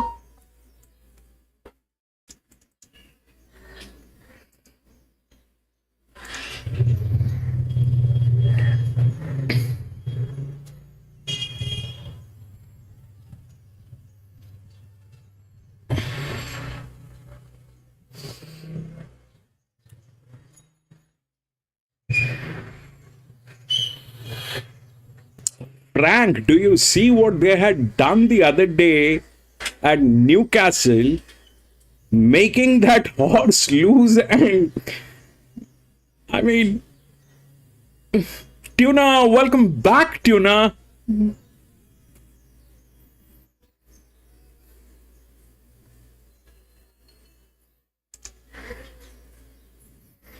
The neutrals can't even win a maiden race. Forget about a handicap race, man. How will they win?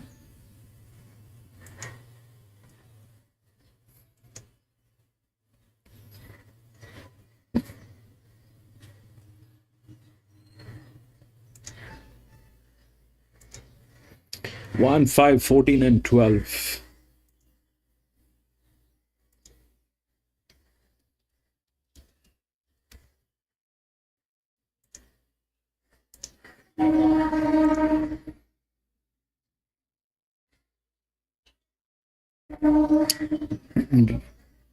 You remember, Frank, what happened the other day when we were racing at Newcastle, and I went in with that 14,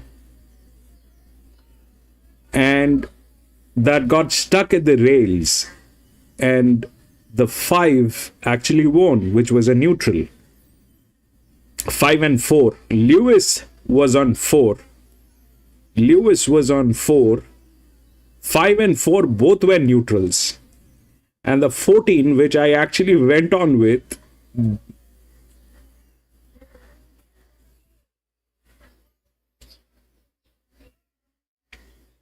I am not going back to Newcastle.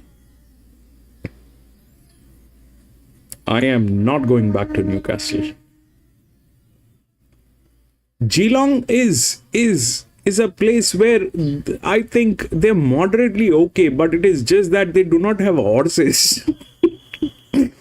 That's what I think. It's the people are not that bad. It is just that it's a place where they don't have breeders and horses and stuff like that. That's what I think. It's a place where people generally are not there.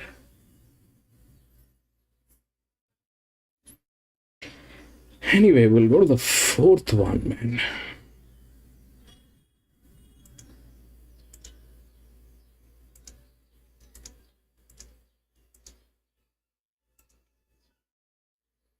One, 5, 14, and 12.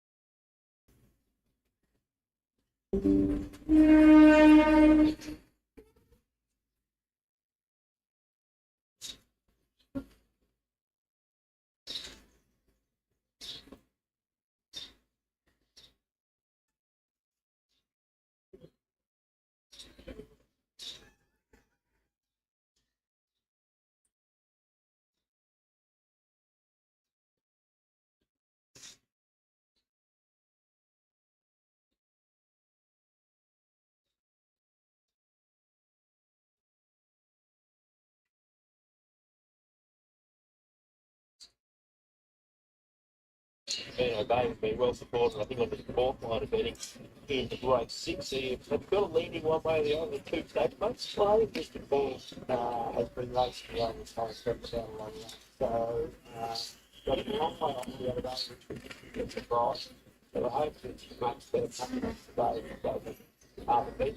Other horses have been racing well, he's had a stop start, watching it just read every meeting since falls off. So, but he's got, at the sort of put further, he's got, good form, so he won't fail, but I think that a little bit of the one thing. And certainly getting up to number 4.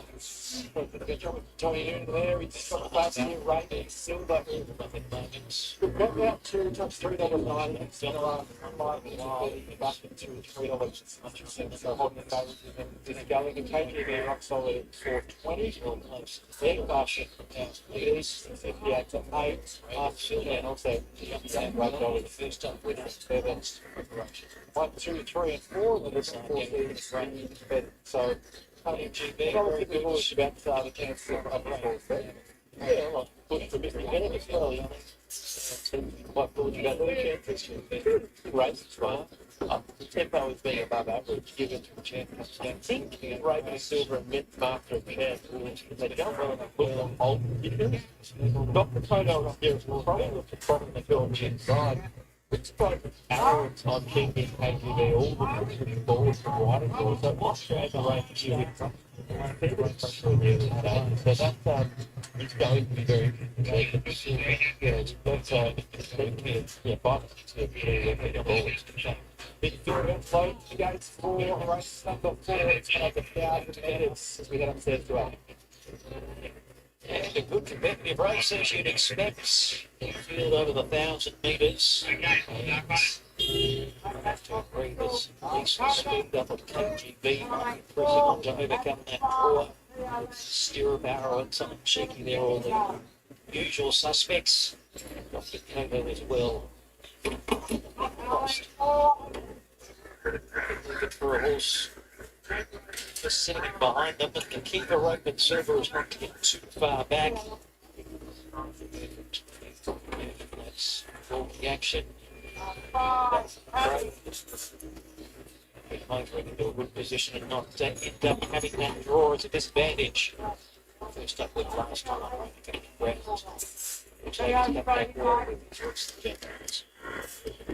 They've small, the 10 ball member for East Queensland. Frank 8, Goulburn. At the barriers, here's Arrowlands. Wait, I'll put on Goulburn.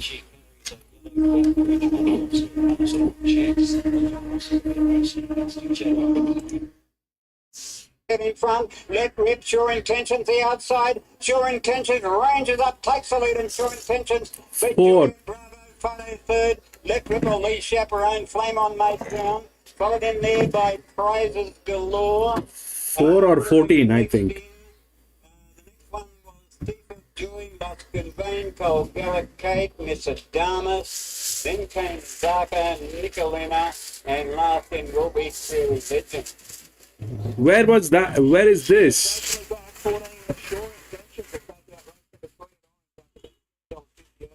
That is 14. If that's Goulburn, 14 won. 14, 9, 6 and 10. The numbers following the race. Number 3 here from on.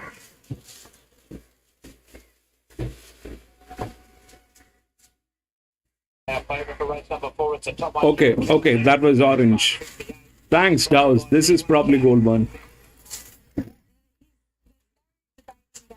The car force here. I do think his best is certainly over a fair bit further though. Jess Brooks has a bit of a task ahead of her from an awkward jaw, but they are going to try and ride him closer, which I think is Horse now behind the line. Goes to the front of the gates. Now, Still My Thunder, I'm hearing, went up. Susan went in and reared up. And as the proportion, we backed out again. Most likely better. This is a 5-year-old man. Still My Thunder. She's being taken out of the stalls. So a $41 hope. Now trotting up in front of the vet, he'll make a decision on whether to take place in this field. It's going to be the first run back from a spill. Short course of the wings at 8 from 8:50. And I'm hearing she won't be participating today, so Steal My Thunder. It's Barnsdale. Arman, this is Barnsdale. Vet's advice comes out, Steal My Thunder. That's Barnsdale, yes. Being led away from the gate, so eyes back on the start. Race number 4. Take it all the way down to the 1200 metre shoot, so surely off the course proper. Here it's written Barnsdale. Shouldn't take too long in a trot. 4. Best of luck, Arman. KGB got a great start with Stirrup for wide gates. They're looking to work across, but the cruiser's burning up. Master of Chant is up there as 2. well, and also Dr. Koto. So about 4 or 5 of them contesting the lead. Stirrup's back to 5th. Then Raven Silver, Arrowitz, and then Lord Paramount. I'm Cheeky. Air Clash is 3 lengths away, and 4 lengths to Barrable. They head down the side, 600 to go. And it's the cruiser kicking up on the inside. Master of Chant and KGB out deeper on the track. And these 3 runners head towards the bend from Stirrup, Raven Silver. Dr. Koto's now midfield. Arrowitz, I'm Cheeky, Lord Paramount, Air Clash under the whip, second last. And then Barrable coming to the stroke. The cruiser leads. KGB, Raven Silver sneaking along the fence. Stirrup is next, then Master of Chant. 200 to go. The cruiser in front. Raven Silver almost chopped out. It's still the cruiser going well on the lead. And it's the cruiser from KGB. The cruiser with KGB. 6. Stirrup third, Raven Silver 4. In behind those runners. 6. Then came Master of Chant. Air Clash next, and I'm Cheeky Arrowitz, and then Barrable of Dr. Koto. The cruiser on speed. Sharon Trolab with a 2-pronged attack. Also in the grey, Lord Paramount on speed. Harley Pebble has got the best out of the cruiser. It's beaten KGB, who's there all the way. After jumping brilliantly, couldn't get across. Sat 3 wide the trip. Stewart, who was Yes, they beaten a length and a half. I think the form's good enough to win here. First up from the spell, it's a 12 breakaway win, $26 Tegan Martin. She's a trying mare that get herself up on the speed, and she's generally better with a run under her. Drawing the inside is Frisky Frog, Running for Geelong for $26. I think this race does not well for him. If the only race he won, he was able to lead and control the tempo, and he looks like he can get a similar setup here from Barry One. Right, Duke Calzini, trained locally. Get the outside. Jess Brooks is the rider. Light blue, white sleeves, or dark blue, white sleeves, light blue cap. Sweating on Laguna Seeker, who's just not quite loaded. Back the way there. Try it again. They've got him this time. Okay, field set for the 58 1300 New Calzini favourite. 10. By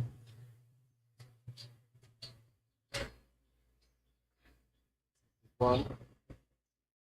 They're off now.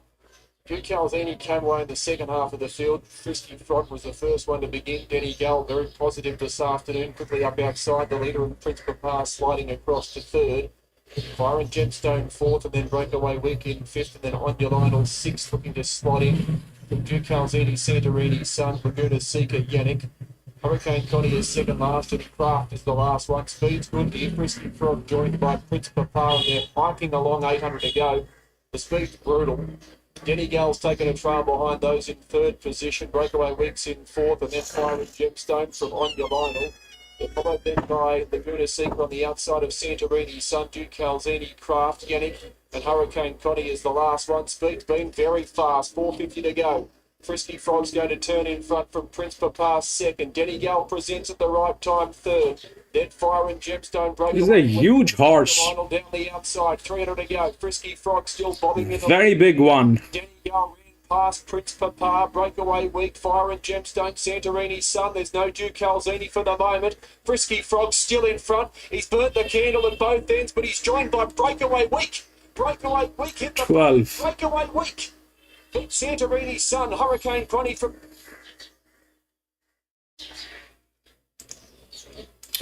Okay, here is what I have for the fourth one. It's a third up benchmark 58.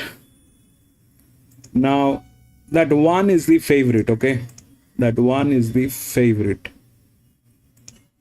Now, if we look through the rails, then this is what happens. So there's probably no one within the rails apart from that 8, which is in the best hands. 12 has advantage. 12 has advantage, but this is the same number, 328 by 328. These people, we have no clue what they are. 8 out of all this that is going on, they are probably the best. The other best is 13, which is with a very good jockey. 5 is also good. There is a good jockey as well. Now the thing is this, that 1 is the favorite, okay? And one has chances. One has chances because it would have been a neutral in an upgraded race. If this is benchmark 58, this would have been a neutral on an upgraded race. It's not a neutral here, it is handicapped here. But the handicapping number is something that I do not trust. That's a drift. This needed to be within 3 digits, probably in the range of 200, negative 200 something, but this is negative 8,000. This is about a chance. I don't believe this thing is going to happen. One is not in a position to win. So if there are no rails, that 12 has advantage. This thing is, if we consider for a moment that the 1 is not there, then this becomes linear, and this has advantage through the rails. This is a BB with advantage. This pressure is more of a problem rather than an advantage. This is more of a problem. It is not a pressure, it is not an advantage. So that I don't know. 12 has a chance. It's one of the highest advantage which is there. It is supposed to be like that, and it is an EW position. 12 is an EW position. But that 8 is a problem.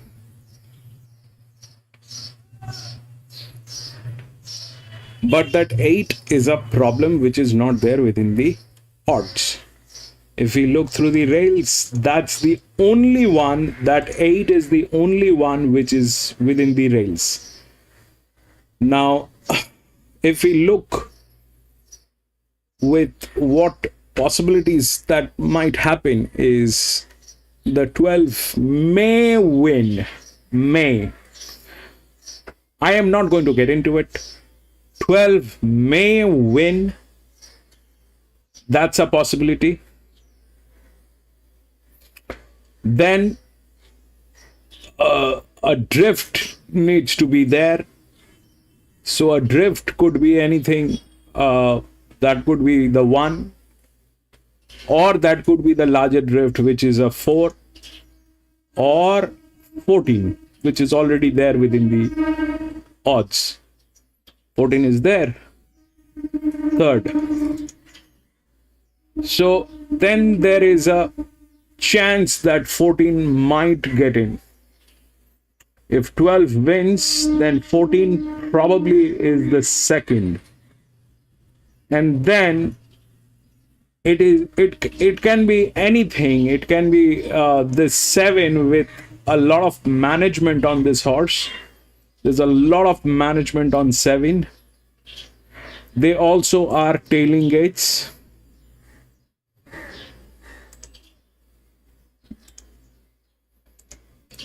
They are also tailing gates. 12 and 7 are tailing gates. It's a 5-year-old mare.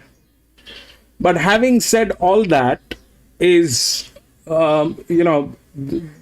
considering the fact that the 8 is not going to win. But if the 8 wins, then everything is upside down.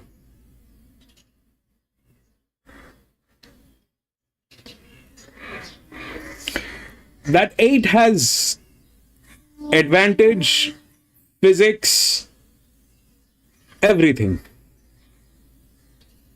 And it is probably in the best hands.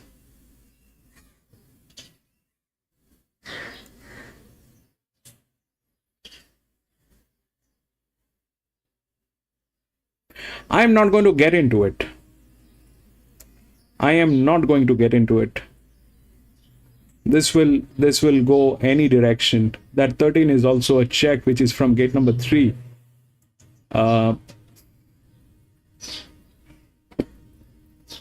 Okay, so there is a support line on 2, 11, which is gate number 2. So there is a support line on gate number 2. So this is gate number 1. I was looking for a support, and that's gate number 2, 11. 8 and 11, both are 5-year-old mares. So there is a support line on 2 as well.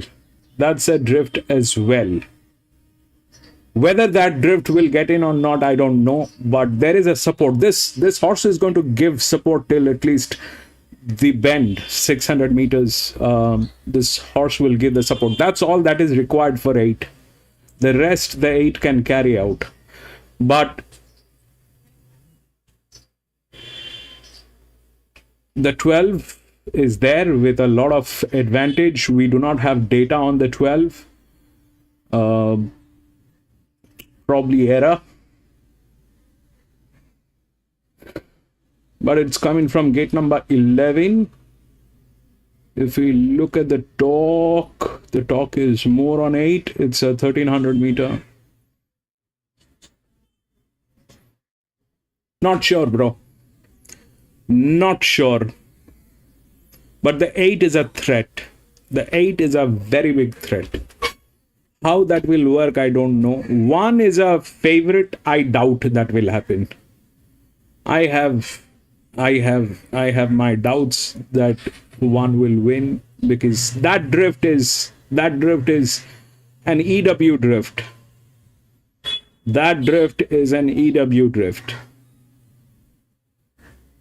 It's one of the highest torques, but that drift is an EW drift. I'm not going to get into this. That's the only horse which is handicapped, okay? That's the only horse which is handicapped. And it is handicapped in a way which is not going to add benefit to this. It is handicapped in a way which is not going to add benefit to this one. So, I'm out.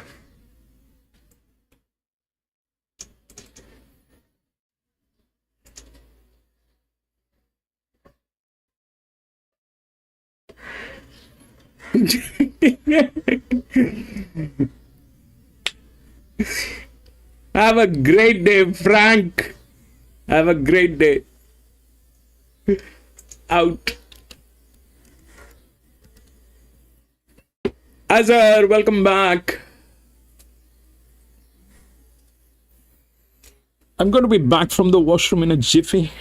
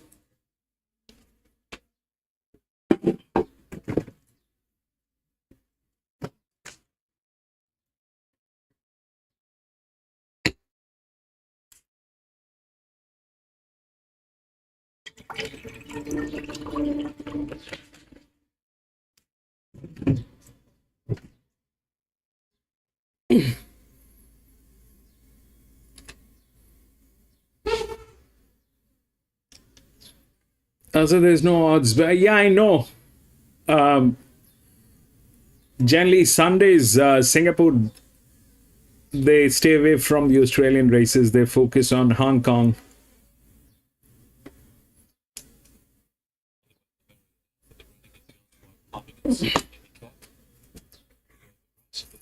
$5. Start time up there in 4 minutes.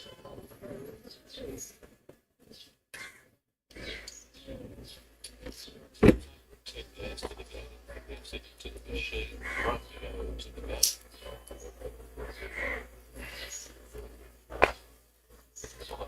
It's artistic, isn't it? The worst race in the world. Right, there it is with the white. It's a white boat, yeah, the weather's turned the last week, hasn't it? You've got to feel your winter on the way, don't you?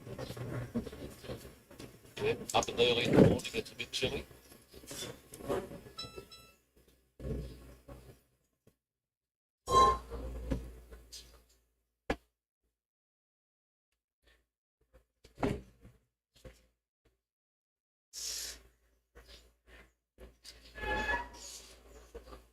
The power cable and laugh with the coming off, the gas in here, and also moving around artistic dancer, sports choice, Sabre and Ted, Russian Summer, Dougal McKee, Cobblestone Way, Romeo, the last to arrive down at the gate. Very, very open race. 6 runners up there, $10 line and artistic dancers on the $10 line.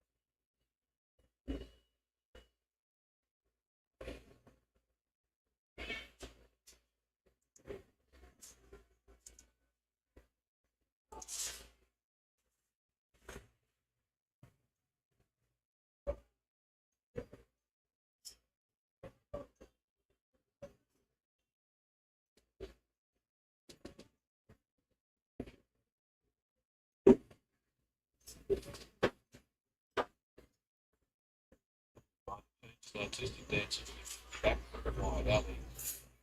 Valentino midfield, race number 6.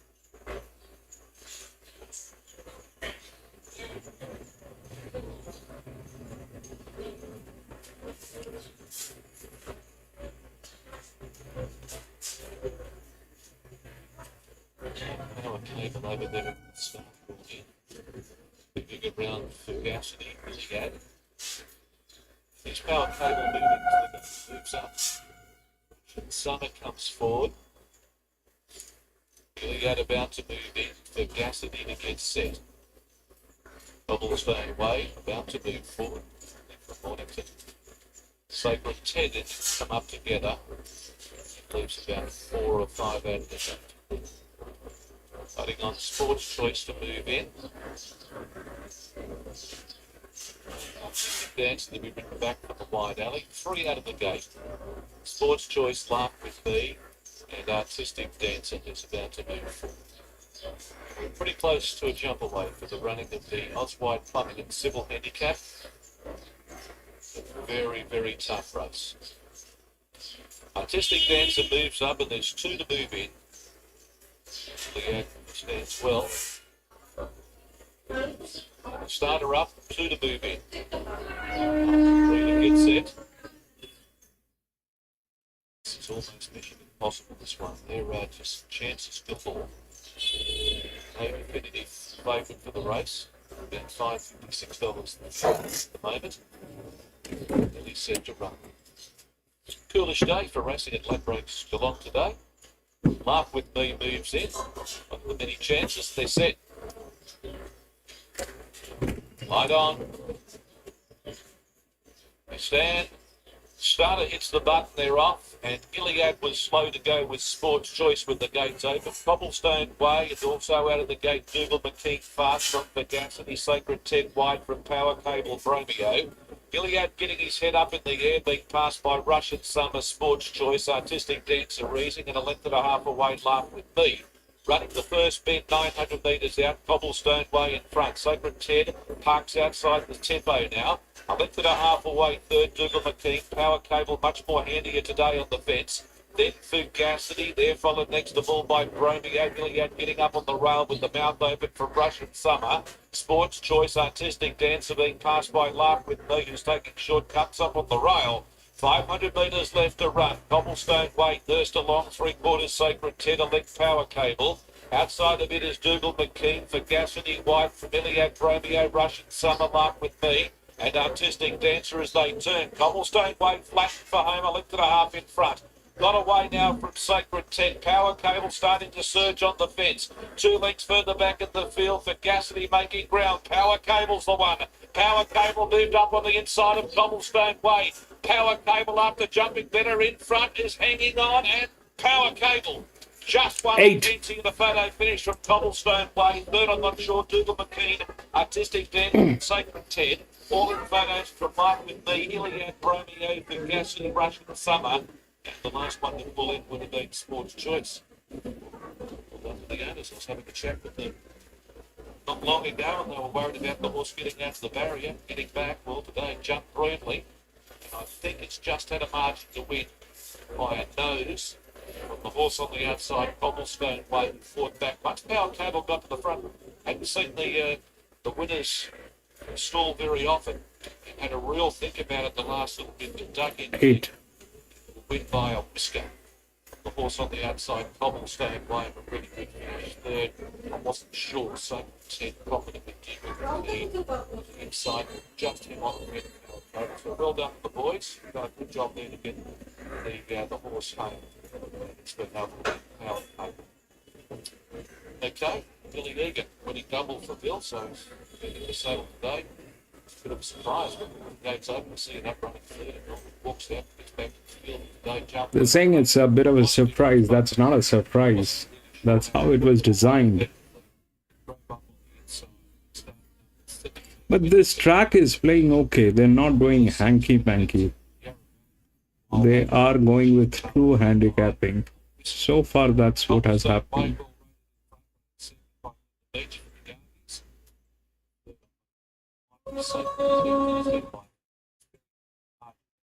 Just looked to be enough install there for nothing. 8. 13-6 to run into third position. 8, 13, 6. 8, 13, 6, 4. It's dominated mainly up in speed time. 8, 13, 6, and 4. Yeah, the boys weren't too hopeful. She's getting it well back. She needs the fence to be open. So what happened here is we spoke about that 8 when we looked at the rails. That 8 was the only one which was there within the rails. Okay, 8 was there within the rails. 13 was with a very good jockey. We spoke about this as well. 13 is with a very good jockey. And then definitely 4 with the larger drift that came in. And 6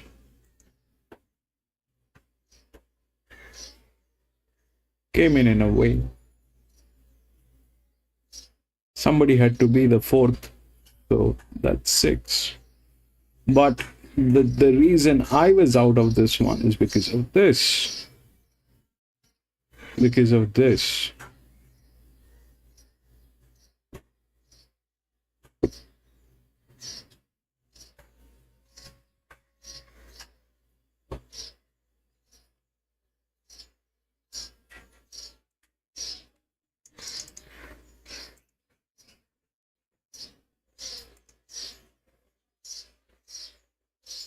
Five, 12, 14. Scratched.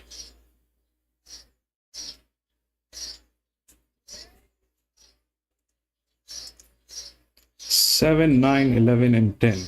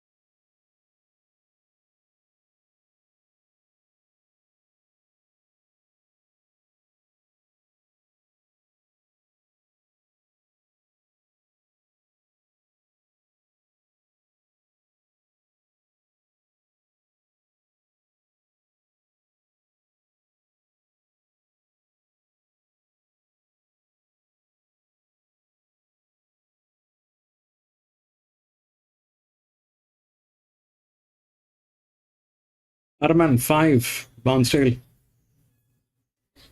Good start, second last.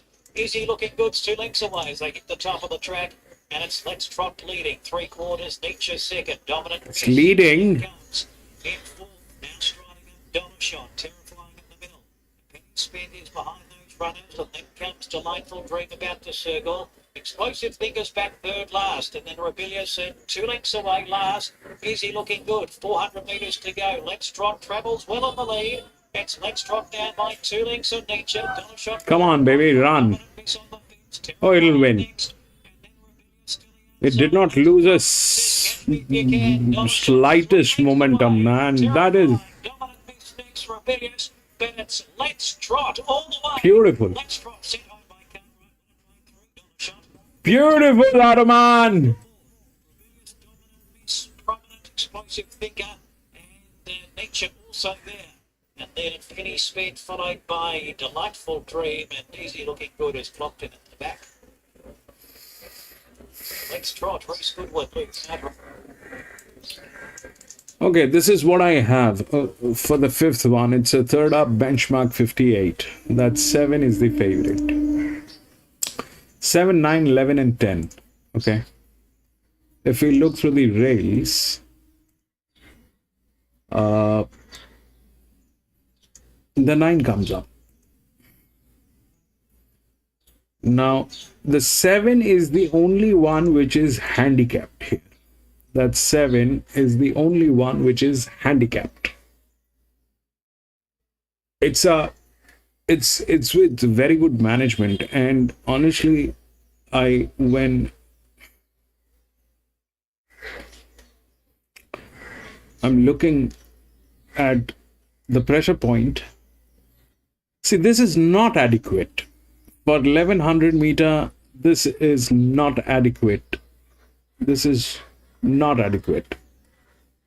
This pressure may work, may not work. It is anything less than 20% is dicey. Anything less than 20% is dicey. It is less than 20%. It has to be either more than 20%, or it has to go on from 0 to negative.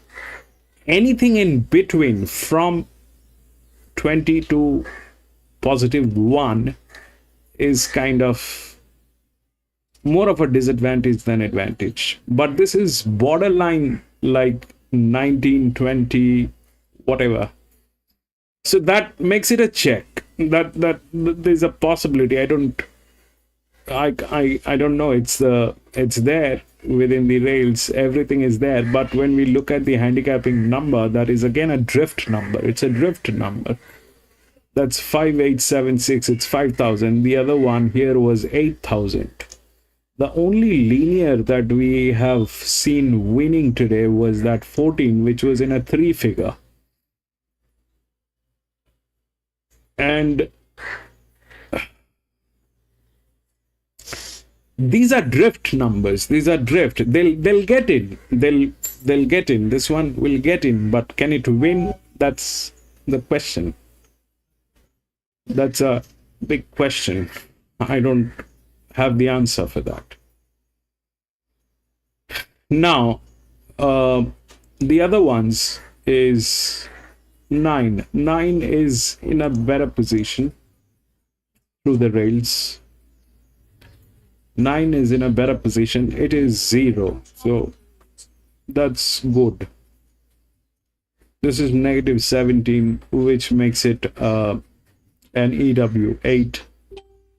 That is also good. But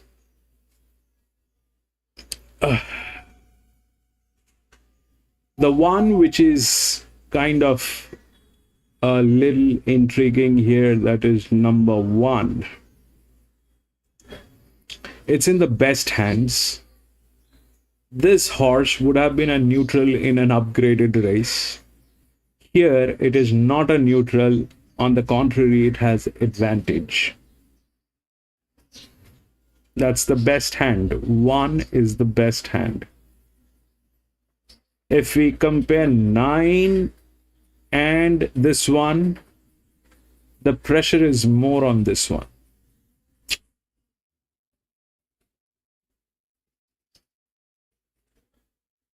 But that brings us to this 3. The 3 is a lot of pressure going on. Moderately good hand. This one is, I mean, whatever you want to make of this numbers, these are like, this is like 29% drifting out. This is 34%. This is 35%. This is 67%. Whether they will deliver, and they have the management to deliver this, and they understand their strengths and weaknesses, that's the question. You know, these people, the kind of mom and pop shops, these people are kind of mom and pop shops. It's a Sunday, and that's more or less what this is looking like. They're not professionals. They're not into professional racing. They race on probably Sundays, and they boast about their horses. That's more or less the picture that I am getting. But here the point is, the 7, the 9, I have no clue, because this 7 is a drift number. The 8 is probably an EW, but the jockey is absolutely disastrous. The 1 is a threat. I don't know if 1 will win, but that is a threat. And that 3 is also a threat. So out of all this circus, 9 has the maximum advantage to win. But it is in a very, very exposed position. It's in a very exposed position because none of the horses are handicapped. And if none of the horses are handicapped, and this is a benchmark 58, that 7 is the only one which is handicapped. But it is a very loose number. That number is not strong. That's a very loose number. And if that's the case, that nobody is handicapped, and this is a run, this is a free will run, then it will go on body weight and advantage. So we don't know what the body weights are. We are calculating the estimated body weight, in which 9 has probably the highest body weight. But that is an estimation. That is an estimation. This can go any direction. I like the 9. We'll take a look at the 9 at the paddock. If the 9 doesn't get tailed, I'll put an EW on 9.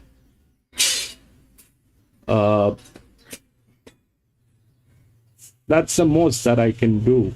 Other than that, it's not looking great. The track is not playing foul. The track is not playing foul. So far, they haven't played foul.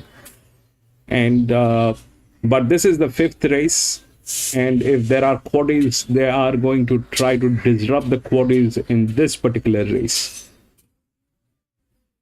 If there are 7 races in a card, then, you know, this is the one where they will disrupt the quaddies,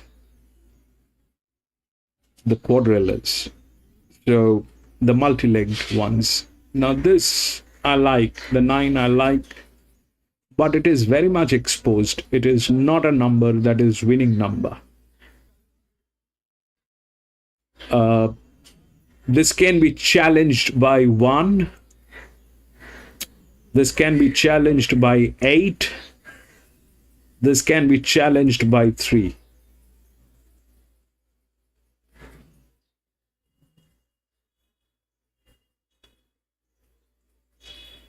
This can be challenged. If none of them are handicapped, then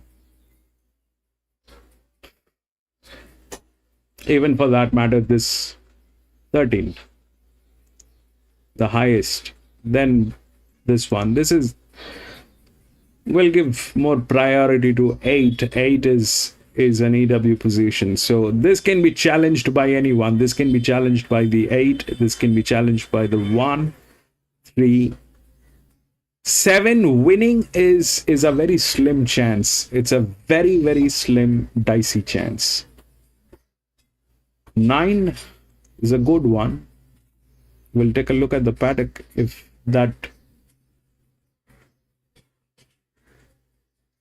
doesn't look tailed. We'll take a look at the 1 as well. But I am not very comfortable with these kind of races. This is not where anybody should be getting into and risk their investment. This is not it. This is not it.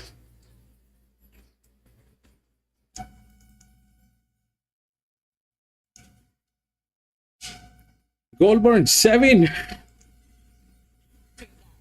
The shades going back on, and that is the extra ground.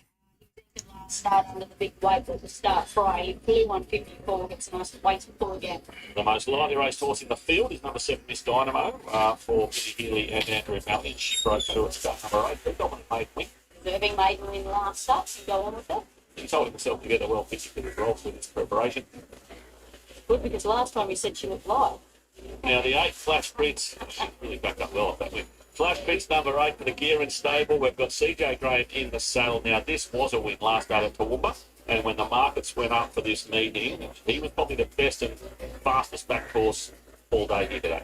And really appreciated the weight pull with Olivia Kendall's claim, present wide, which can do it to her, obviously is good. We had plenty up the sleeve. Group of Maria came out front that form on Friday, and that was a very good class 1 maiden set weight to start Friday. 5 winners come out of that. Number 9 Magadan for Kinloy and Elion Chavez. There's a win coming for this horse. Will it be today? Gibbs tucked around fence there last start for quite some time. It's probably a little bit unlucky not to win. He's had the one between runs. Number 10 4 and 1, another runner for Gearings. Mark Duplessis takes the ride. She's racing well. I think that this horse gets a couple of things in her favour to get improved from 3.5 lengths. It was beaten by the stablemate last start. Gets the weight pull. Did have to come from last behind Flash Prince when he was always up there. And just needs to not give him too much start. Now, I've had something on the 11th paper. It's at $26. I'm going to close my eyes because it's not the best parade.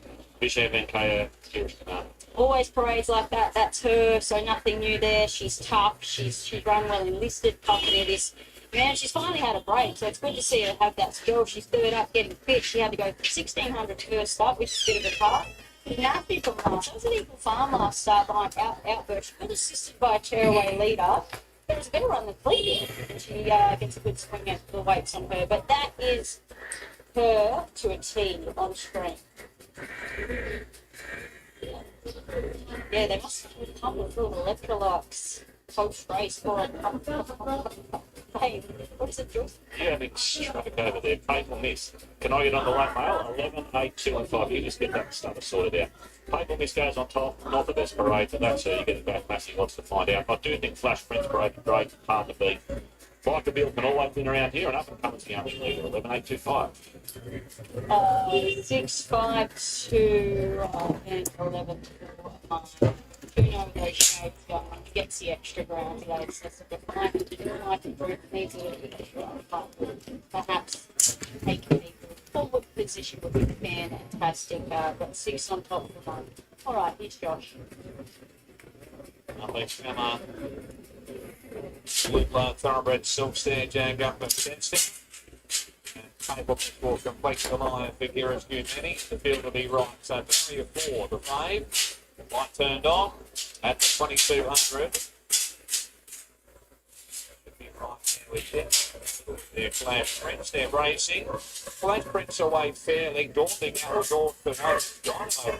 Away in front by 2 lengths early. Gripping that one, striding up though, gripping from up and comer down nice and handy going forward. Gripping back up for this Dynamo, past by Nagadam. Sacred Ball a little bit wide, followed further back by 4 and 1. Like a deal between the Flat Prince who found himself 3 deep there. Alternates on the inside, Clean Girl second last, and Painful Miss have gone back to the rear. So Griffith's in front by 2 seconds, up and comer. 2 lengths away, third, Magadamas. Dynamo fourth on the rail. 1.5, 4 and 1, Sacred Ball. Further back to Like a Deal. Or to no. Flash Prince is still 3 wide, so favourites getting no favours early here. Second last, the inside, Painful Miss, and last of all between them, Please Deal. So Gripping's in front, second is Up and Comer. 2 lengths away, third, Miss Dynamo. Next the outside, Magadan. And they're clear from 4 and 1, Sacred Ball. 1.5 all to no on the inside. Like a Deal, it's the next one, still 3 deep, Flash Prince. And then we've got Painful Miss second last on the inside between them. Play Deal's last of all. So Gripping's in front, joined in the lead by Up and Comer. Up and Comers in front. Now they sneak away by 4 lengths. Magadan to third. Miss Dynamo fourth. 1.5 to 4 and 1. Sacred Ball alternates on the inside. Like a Deal. This favourite say no luck at all. Flash Prince out 3 wide, still country ground.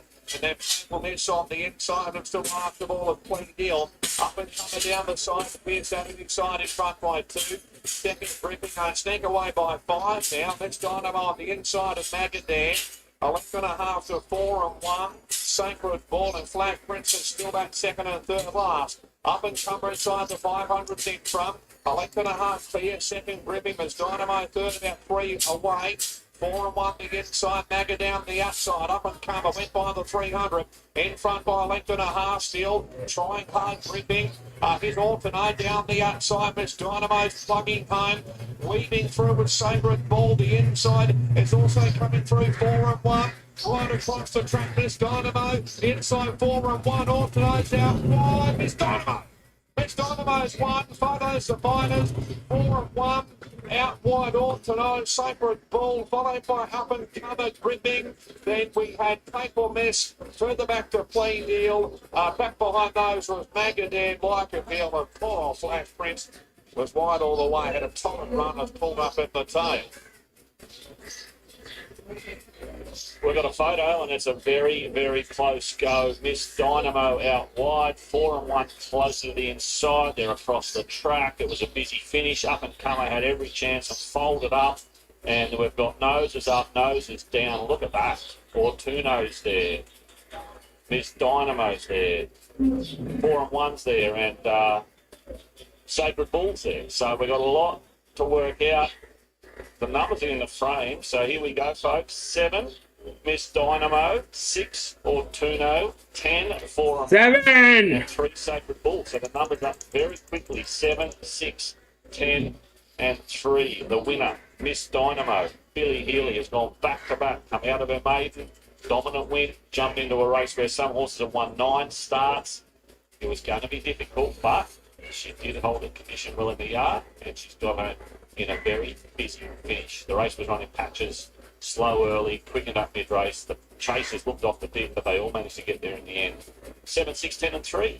Good win, Billy Healy and Miss Dynamo. That takes us away from the 5th race here in the Sunshine Coast.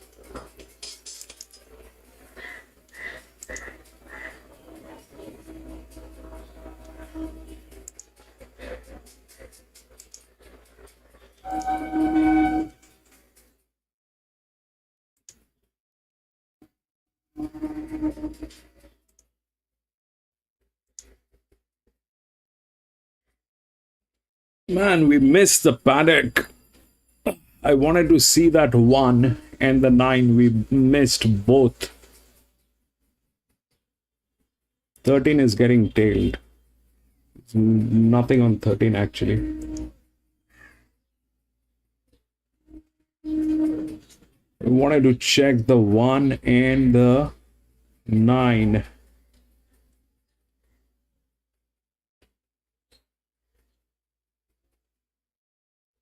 That is 15. We've got nothing to do with the 15.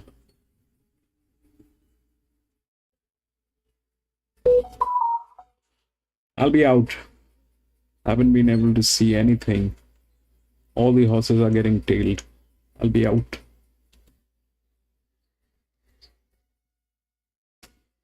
The 1 is a check. If 1 gets in, then probably 8 4 will also get in. That's the 7, which is the favorite.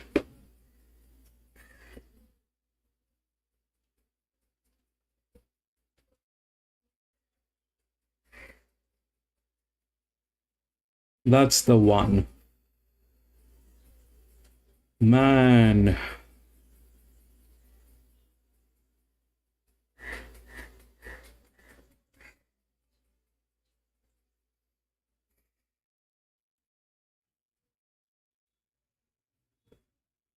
There's the 9.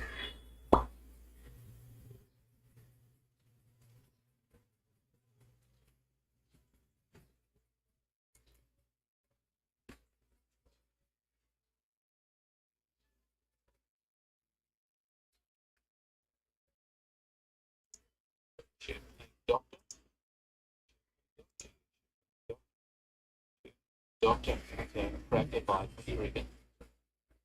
Master of Mischief.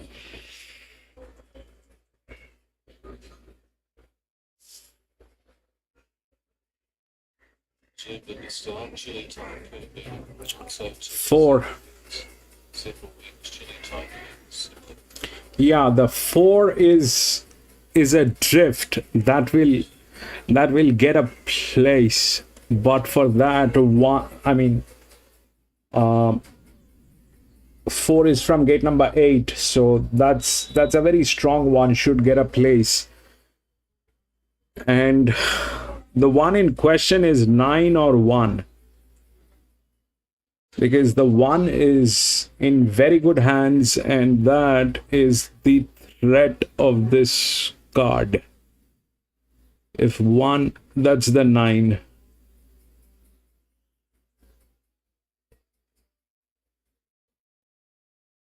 Last of the runners arriving at the start house, outcracked by Period, driving into the barrier and so. That's the 9. 1 looks better. 1 looks better. 1 looks better, but the 9 has a lot of advantage. It's coming from gate number 12. Takes over narrowly its favourite now, and Love for Us at the start. Love for Us.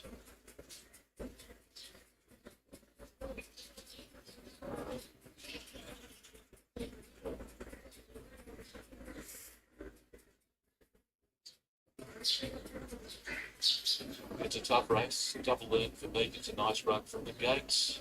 Several rings, I think the flickers going back on, gives it a hope. Zoomed, they're the top 3 for betting. It's fairly over. Chili type things, but definitely as well as the few others in the race.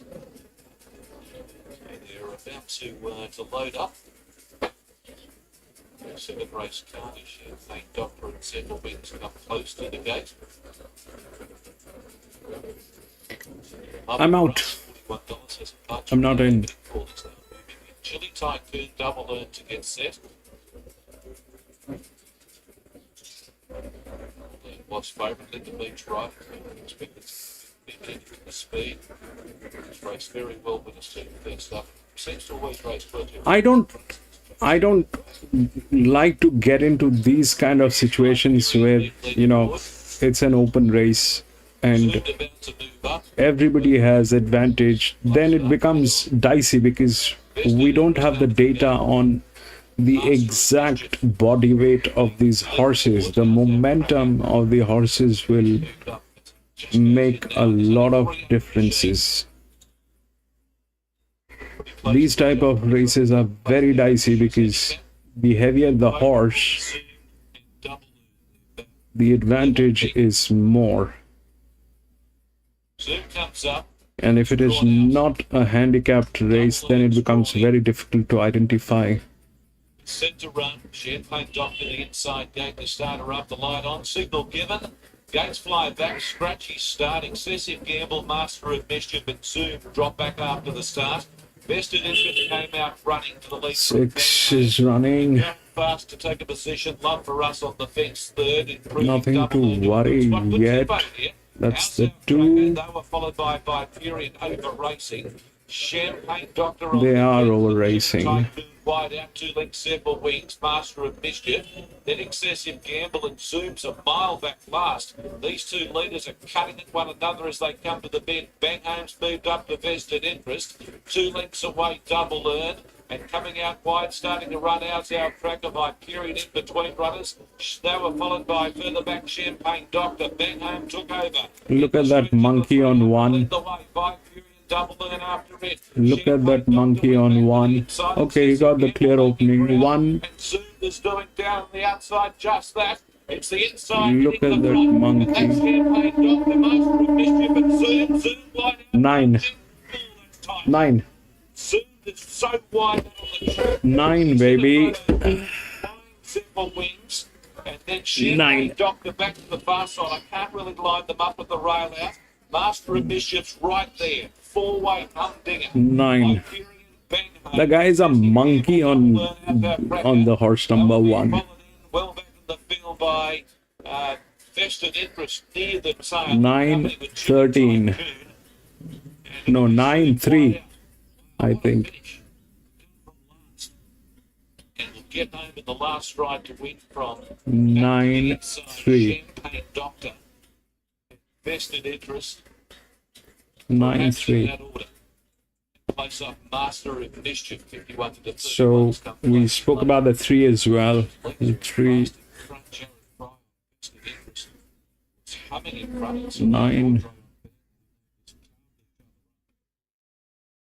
Left to the run on horses. 3 was good doing that thing. 9 gets in. 9.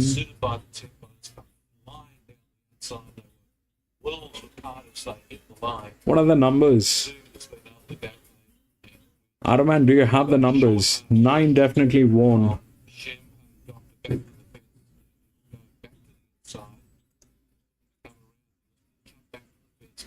Should have gone with 9. I stayed out, but I should have gone with 9.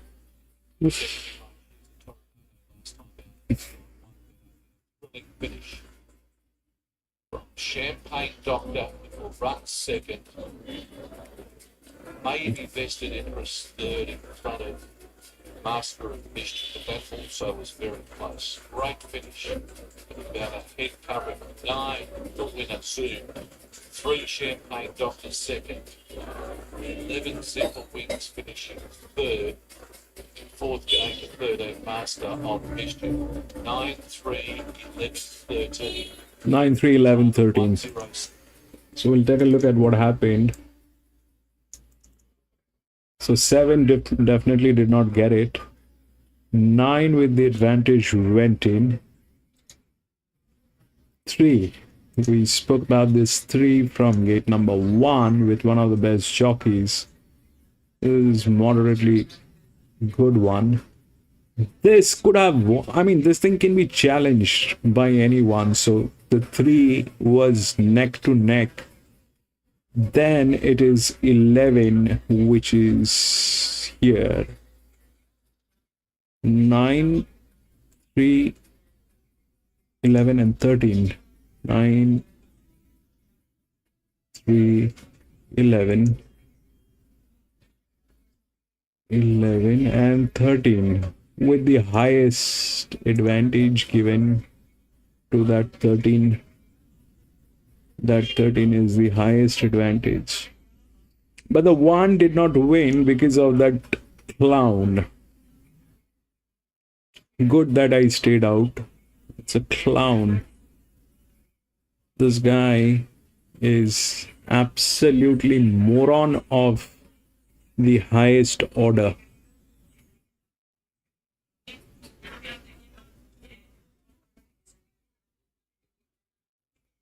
There's no tailing on anything. That's the other thing. There's no clue where they have laid the advantages, which is okay. I mean, they are a racetrack. They will do that. But the point is this, that that gives us a little bit of advantage when we try and take a look at the horses.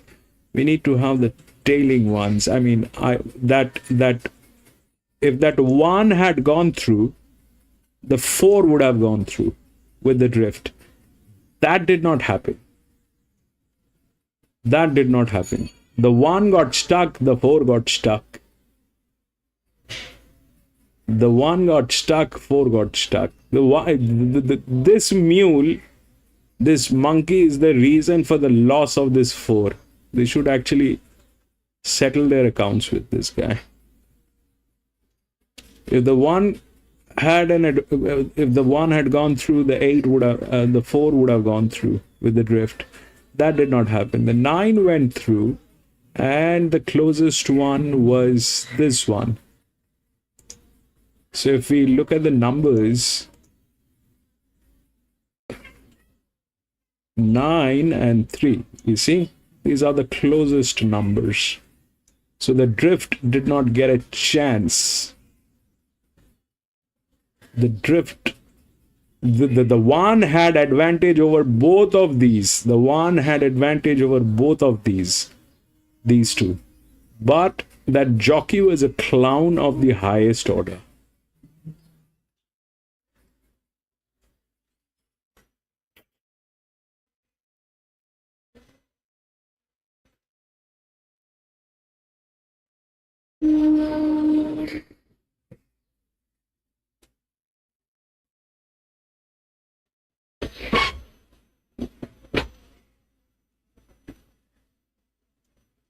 Man, there's only one race where we had an opening today. There's nothing else that I can find. Should have gone with this one. 4, 8, 9, and 6.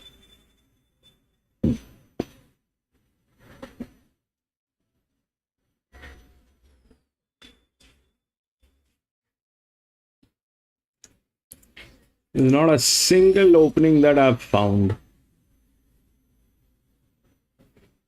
4, 8, 9, and 6.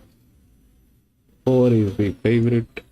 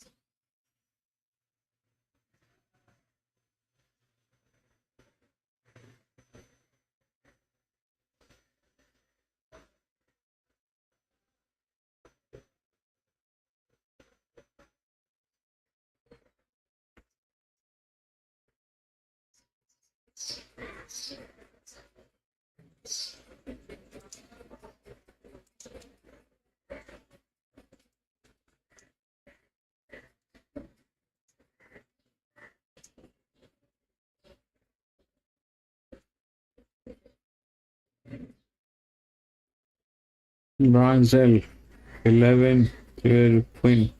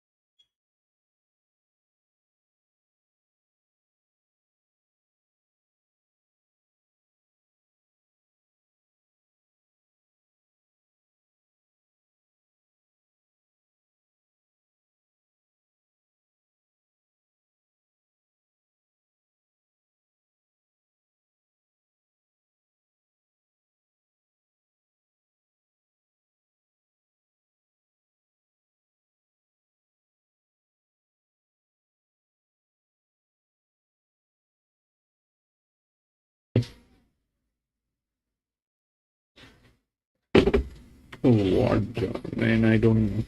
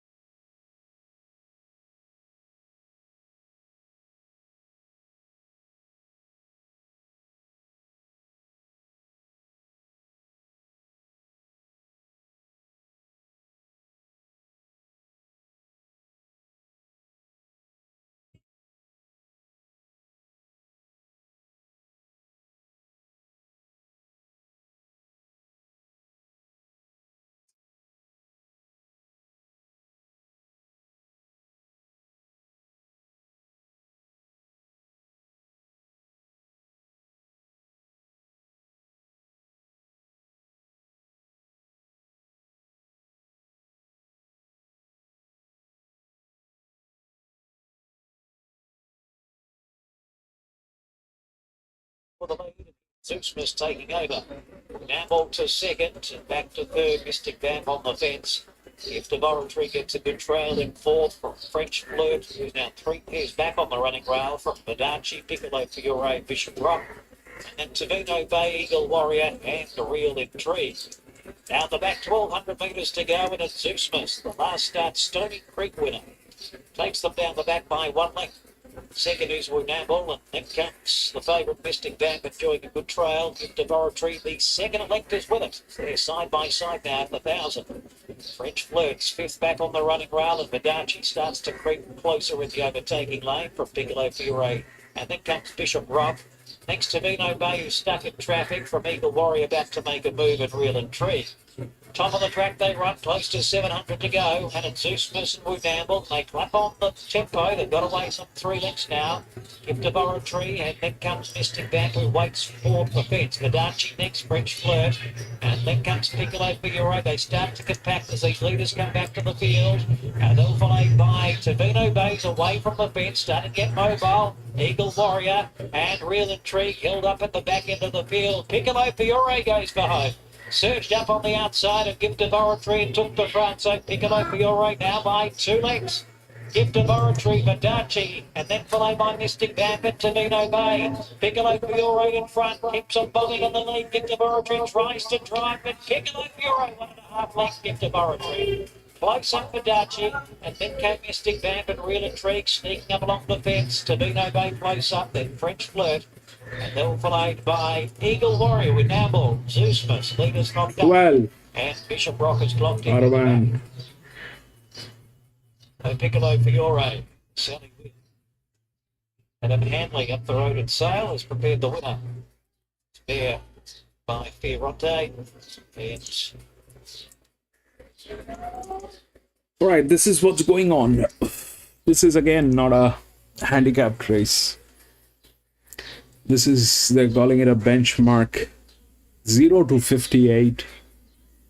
So they've put in all the garbage in this race. They've put in everything. Now, if we still look through the handicapping, the 8 has the lowest advantage.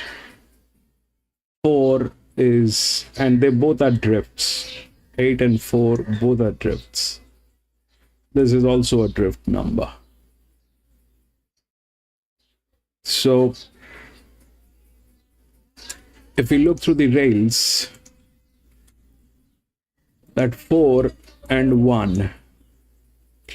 Now, for a moment, if we think that the 4 does not exist, it's a drift number. And here is the pressure. There is no pressure on this horse. It's a 1500 meter.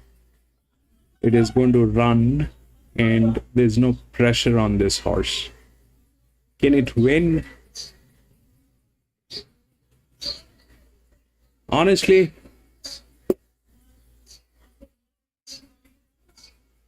it has rails, it has physics, both, but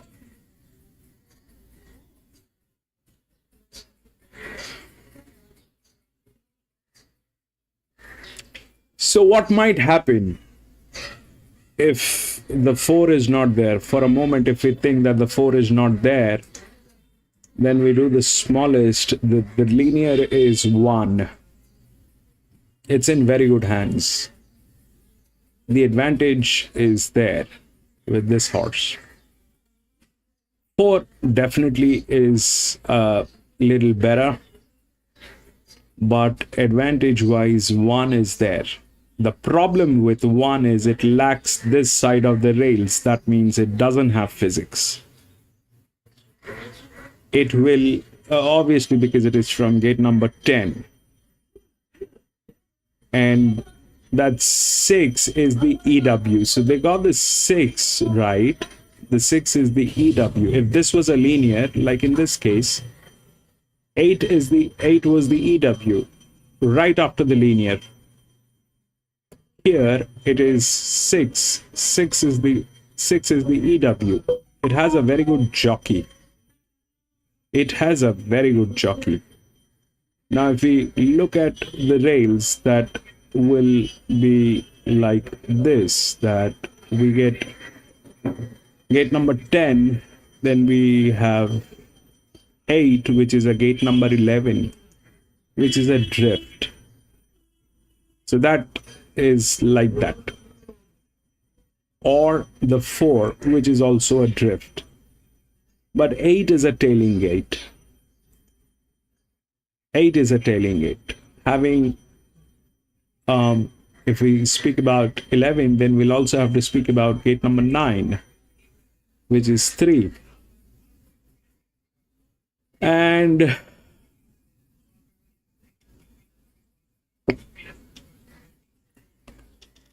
there's nothing on 3 actually, apart from the fact that if we do it like that, the 3 will come up. So the 3 is a good handicap horse. It's a good handicap horse, and they're kind of tailing. If this thing was handicapped, then 3 had chances, but it is not handicapped, so there's no point talking about it. And they're like 56% drifting out, so that is probably the highest. There's this one also, apart from the 100%. So 8 is 51%.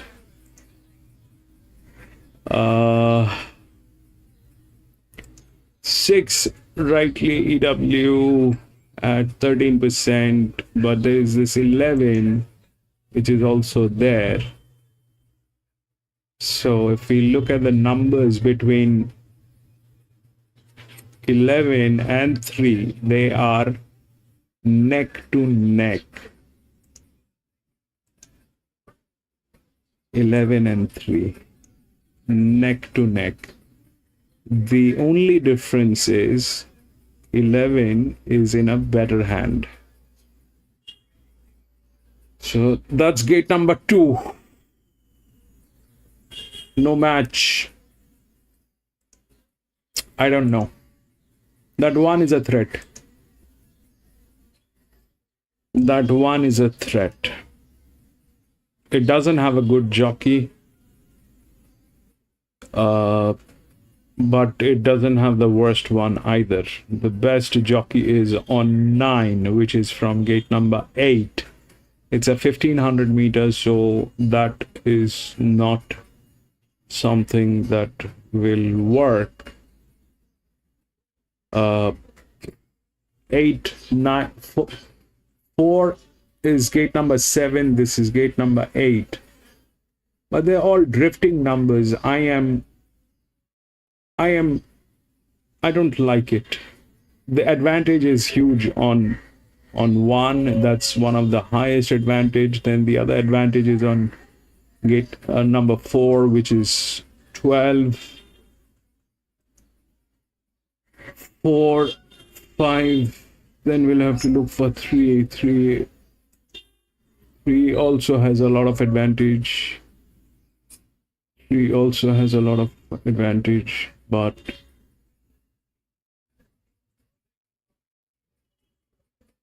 the thing that might happen is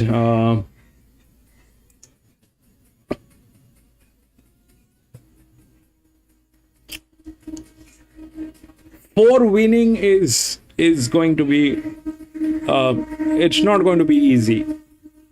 It is not going to be easy. That's a number that can be challenged by anyone. And it doesn't have the fuel to actually, run. You need fuel to run. This horse doesn't have fuel. It doesn't have fuel. The fuel is here with 1, but it lacks physics, which means it'll be a problematic thing for 1 as well. If we look at here, that 8 had issues. That 8 was good. The 7 had everything, but that number was disgusting. The 9 actually went through. Why? Because it had both sides of the rails. But then the 3 also got through without any rails. Why? Because of the jockey and probably the management that went through. And then neck to neck. Anybody can challenge this number.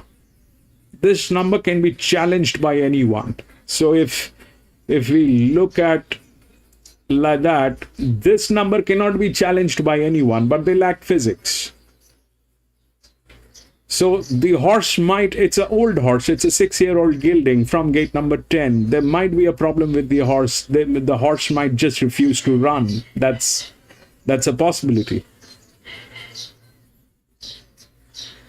But here, 9, 4, 8, they're all the top talks, but one can challenge another one. Though the advantage is there with the 4, with the rails and the physics, the pressure is not such that it'll go through. If we talk about 9, it has this side of the rail, it lacks this side of the rail. If we talk about 6, it has this side of the rail, it lacks this side of the rail. 8 has both sides of the rails, but that's a drifting number, and these people are like that. 4 is no good with that kind of a pressure. The 1 is very good, but it lacks physics. I'm out.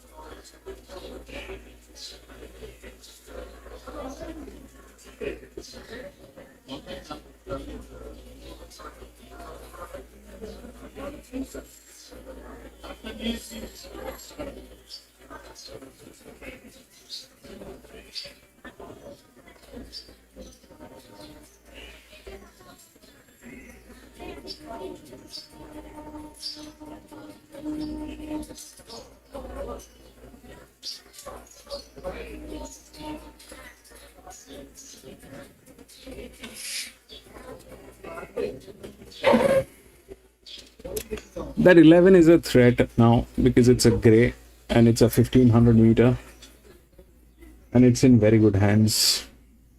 It doesn't have anything. It doesn't have rails. It doesn't have physics.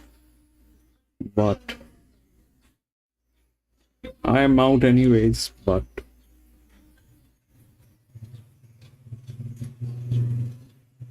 God knows.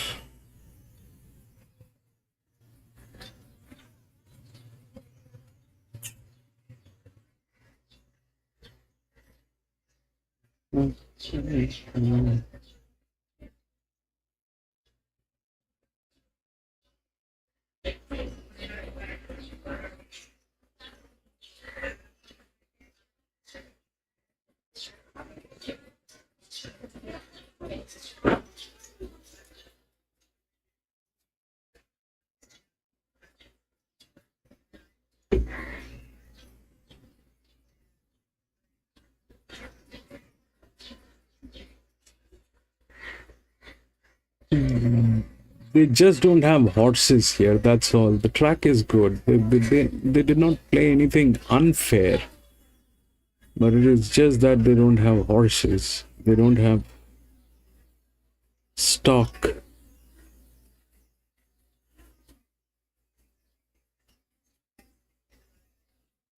Last 6 races, it's not that they played anything unfair. I have not noticed that anything has gone unfair, but it's just that they do not have the right stock. They do not have the right horses to race.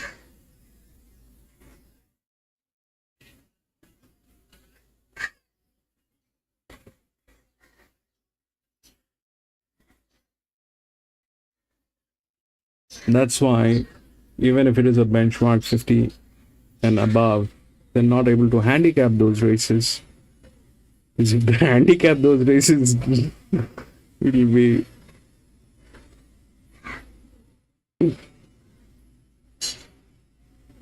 12 is getting tamed. 12 is.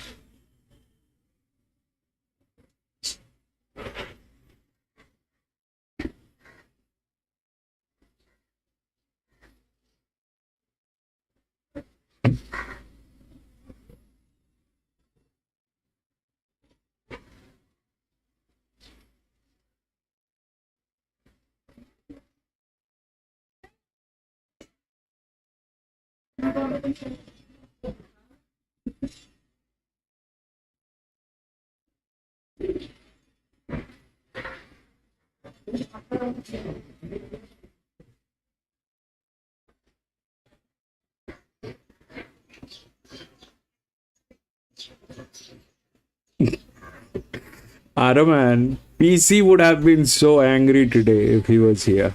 Would have been very angry. He'll start abusing.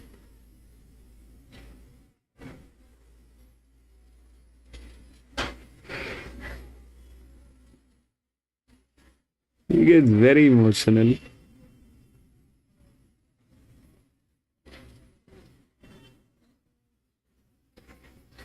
Would have been very, very angry.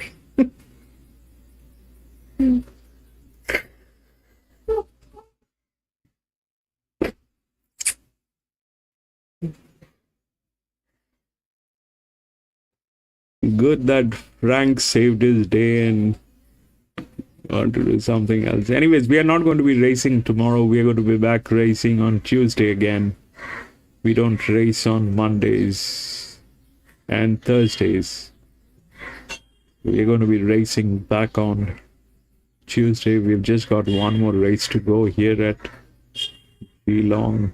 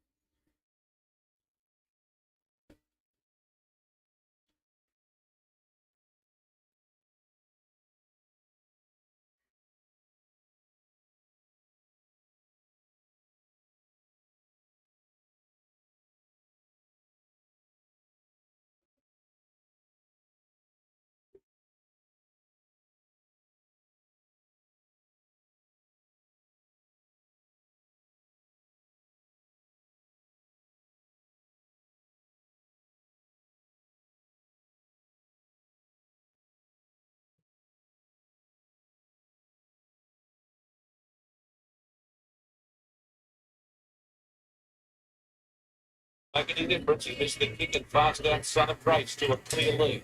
2 lengths in front of Frosted Romance, Lucky Compass. And That's a very good decision by the jockey. It doesn't have physics, it just took the lead. Starting to improve, and they're being followed by Hibernia Queen on the fence, the Wanderer, Living Hills. Real Alliance outside of him from 3 Hills and Valentino. But Son of Grace found the lead. He slammed on the brakes and he's had a jog trot past 1,000, a length on Frosted Romance and Frenzy Lean on the fence. Lucky Compass, close enough and good enough, getting a good trip, 4th, 1 out. On the fence, my cousin Effie, then Kane's making ground deep out on the track. This fine Rebel having no real joy. They're followed by Hibernia Queen. Real Alliance going around the Wanderer. 2 lengths away is 3 Earls and Valentino. They come towards the bend. It should be a dash for the cash at the 600 metres mark.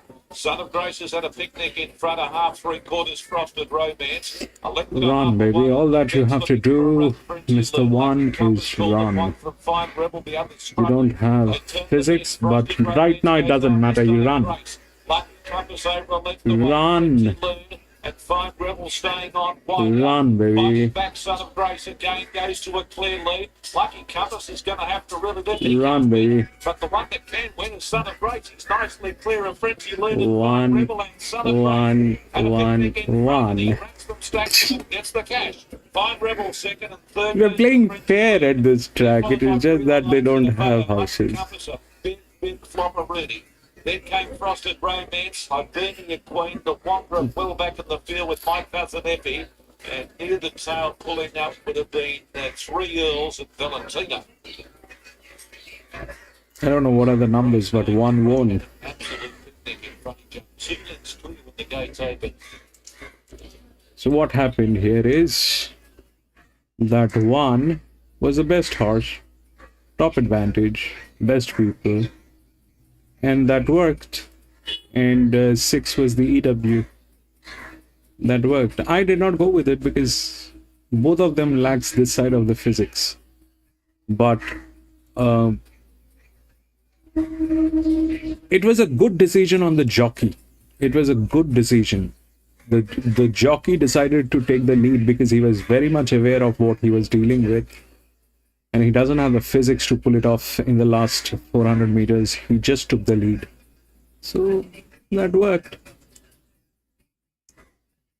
Fabulous.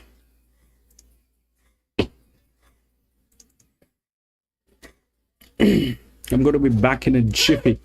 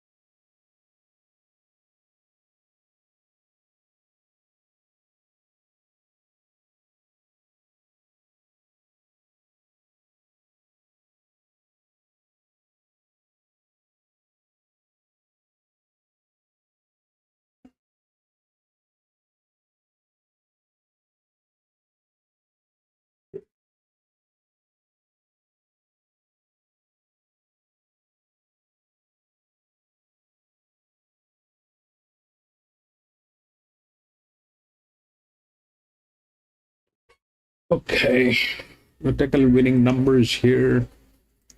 1, 8, 10 and 9.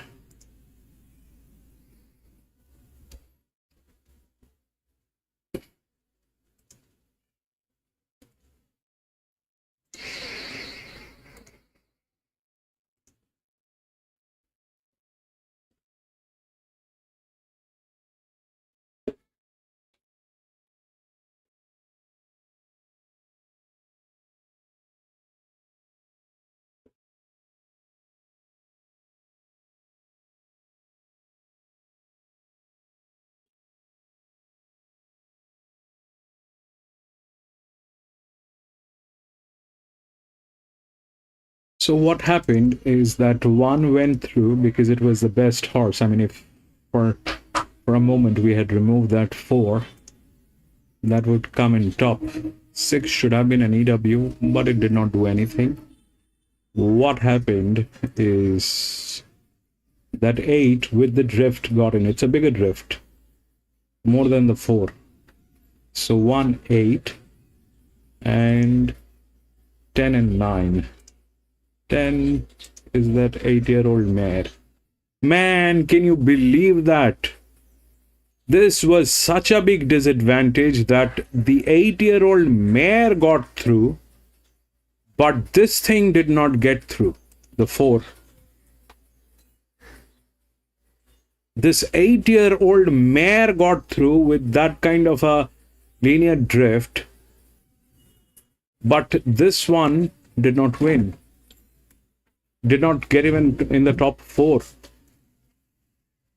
And 9 got through. 9 was okay with a good jockey.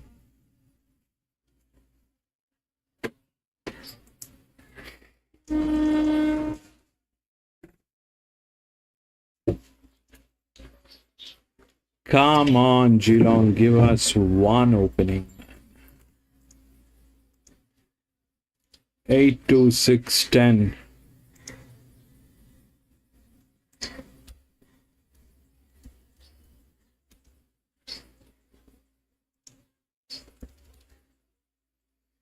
Eight, 2, 6, and 10.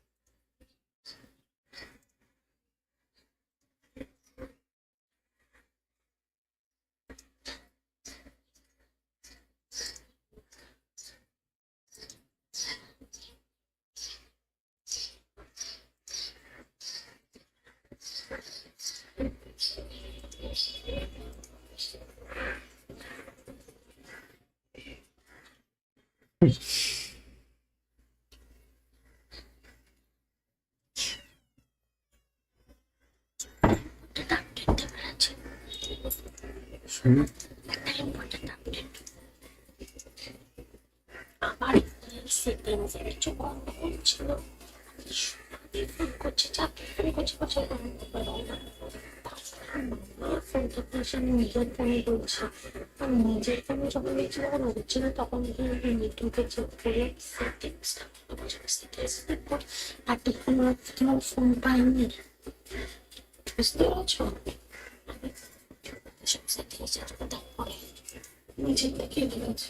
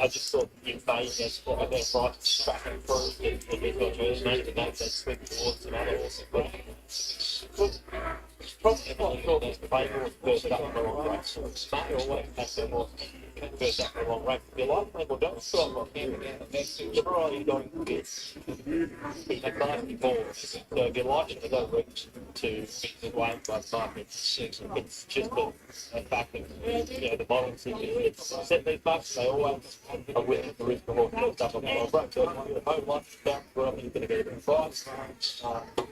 Very big, so that's what the team has to be a lot closer to jump to our place off before the last journey to Geelong. Not really different thing, had been solo.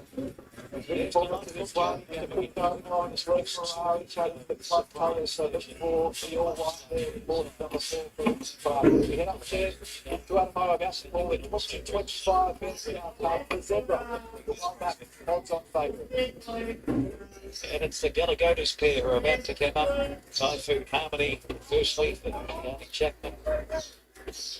Titan of Choice. Bet365 Beansdale Gutfield will be on their way very shortly. Lights flashing. They're set to go. The Zebra the Grey. Favourite, and they're off. Oh! One dropped its head. It was Delightful Journey. Not sure how Sally stayed in the seat there, but she retained partnership second last.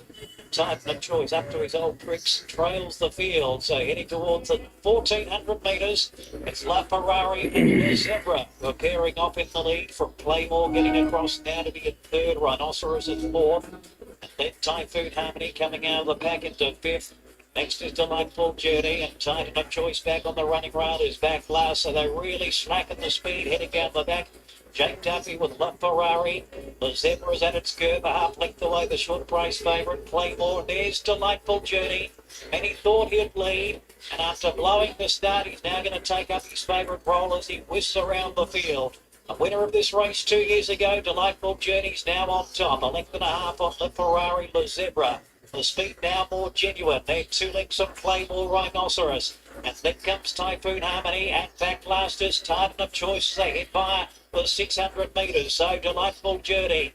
After that hiccup at the barriers, leads by 3/4. The Zebra's now called upon. Then comes La Ferrari back on the fence. Rhinoceros getting clear. Claymore comes to the centre, and then comes Typhoon Harmony, and Titan of Choice is bowling for a run. Here's La Zebra. The big grey goes up at the 200 metres. Rhinoceros, Typhoon Harmony. La Ferrari's trying to get through, then Claymore, but La Zebra's the one to beat. 100 to go. He's going well.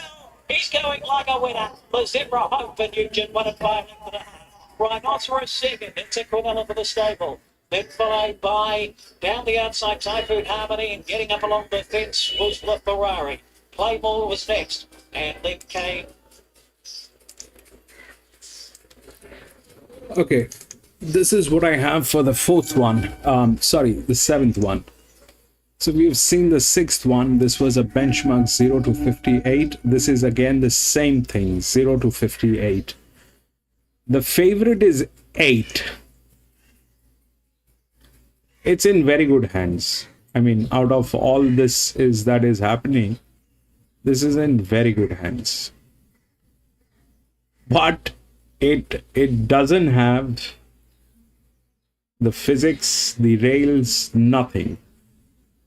If you look through the rails, 14 comes up. 14 has advantage. But this is again not a handicapped race. This is not a handicapped race. So when we look at the disadvantage, that is given to 6, to these are all drifts. These are all drifts. They should get a place, but winning is difficult. Out of which 6 is good. Gate number 7. 6 is good. It's the highest drift. But if we look through the rails, then that 7 is there. Now what happened here in this race is that 1 won. Why the 1 won? Because it was the best horse with the highest advantage. Good people. Here it is the best horse with not the highest advantage, but yes, one of the highest advantages. If we look through, then that's the second highest advantage here. That puts 9 as an EW. It has no rails. 7 is the 1, but it lacks this side of the rails.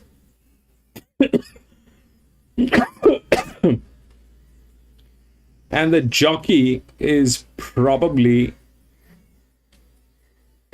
the worst. No, the worst is this one on 1. This is the worst jockey. Here we had a moderate jockey, but this is one of the worst jockey. But that's what it is. Probably the 7. If the jockey is if the jockey does the right thing. If jockey does the right thing, then it is probably 7. And that's how it should be. 14 has advantage, but the 6 is the drift. So this is the last race. I'm going to try this. If this happens, that will be good. 7 is in a disastrous team. 7 is like 84% drift out from profits. So they're not making money. Ideally, I should step out. This is where I step out. This is a very, very weird number to look at.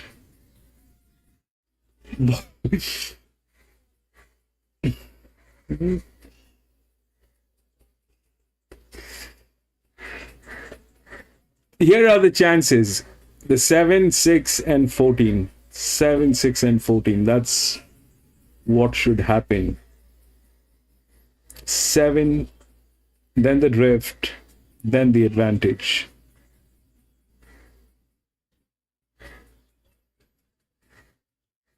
8 is gate number 2. It's the favorite because of the people.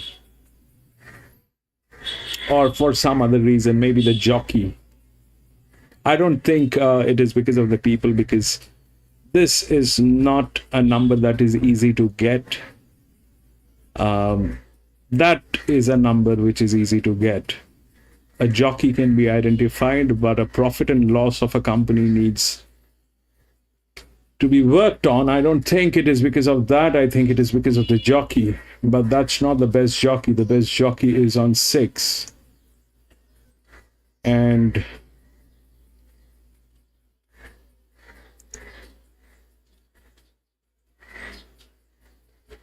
that's where it is. It should be 7, 6, and 14.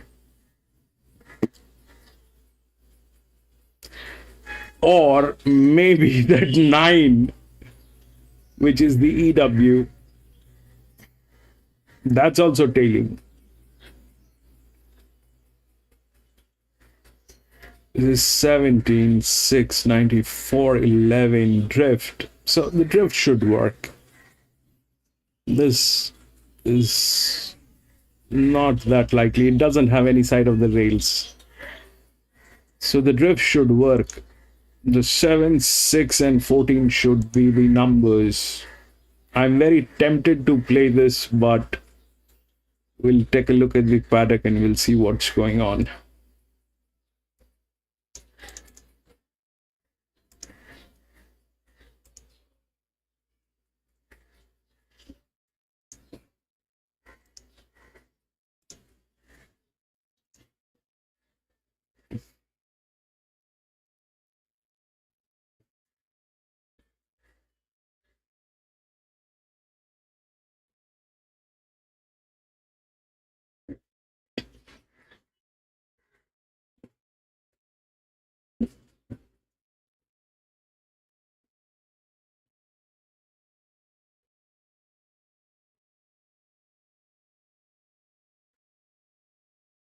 The only thing that can topple things up is the fact that the 8 is with better people.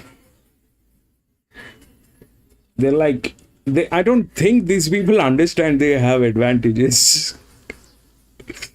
I don't think these people they know where the advantage is working and how the advantage is working. If they knew, they'll work. Like 84% on downdrift.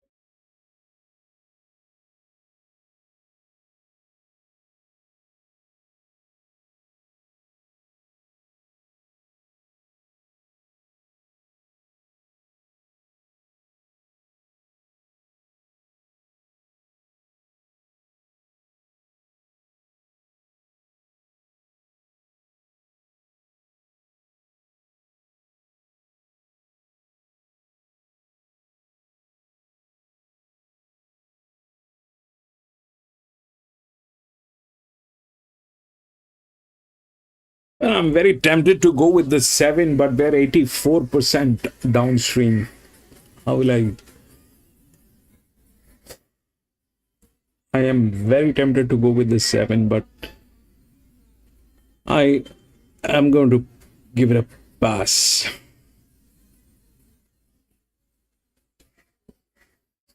I'm going to give it a pass.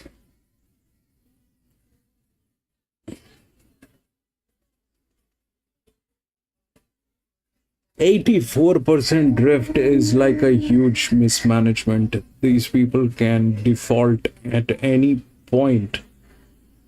Needed a little more support on that 7 to go with at least a better jockey. At least a better jockey. 84% downstream is something that I don't want to go with, but that 7 is the 7.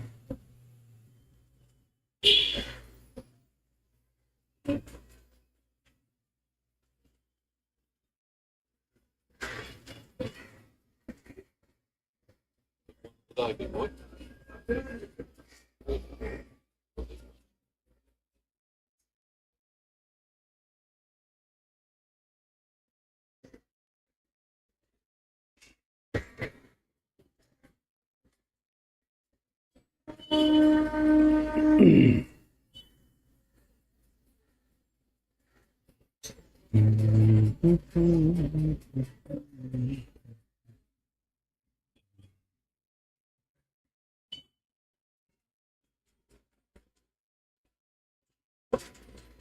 Indefinite or low.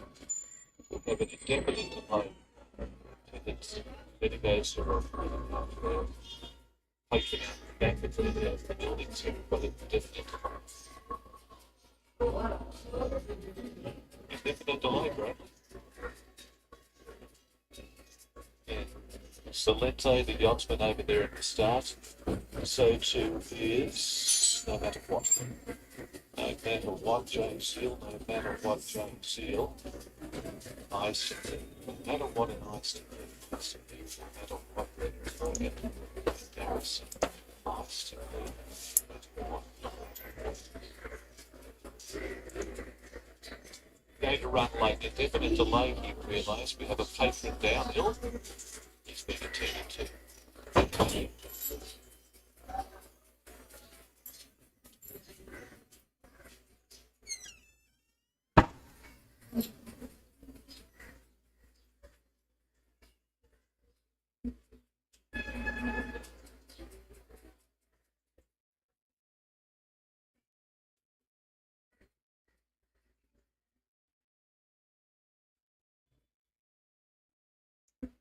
Nice to me. That it was. We have an indefinite delay, realise. We have an indefinite delay of metrics on the Geelong course, and the Medica's have been called away to attend to that patron. So I'm not sure what's happening. I can tell you the Mandara son and Dave Pugachi, they get their chance to win today. That's why they're first and second favourite. He's been a bit of a money muncher, Mandara's son. He had no luck last time out here. And Dave Pugachi should get a nice run. But at this stage, Mark, I'll hand it back to you because there's no action here and we're not sure how long this is going to take, whether it will be quickly ramified or whether we're going to be out of action for some time. But a patron has become ill on course. The Medicos are with that patron and will stand by for more news. Okay, so there's an indefinite delay here at Geelong.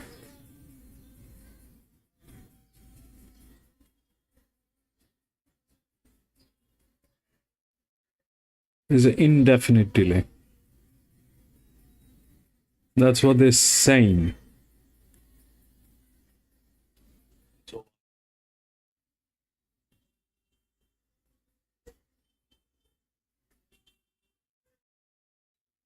There's some issue there.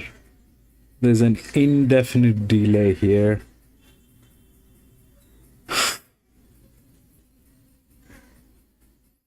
So I think we'll call it a day.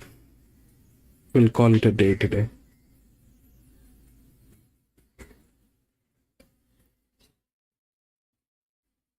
Let's see if they're talking about this particular track or some other track. I don't know, but they're saying there's an indefinite delay.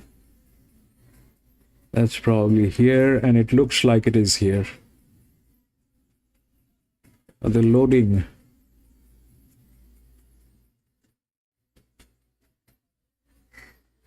Are they loading?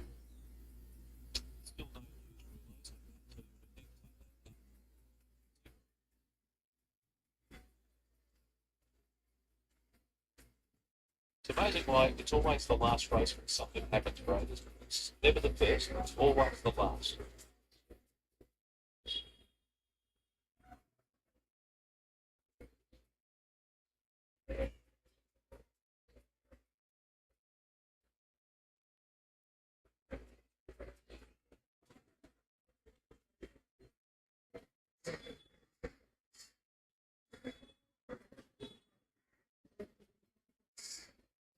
Nope.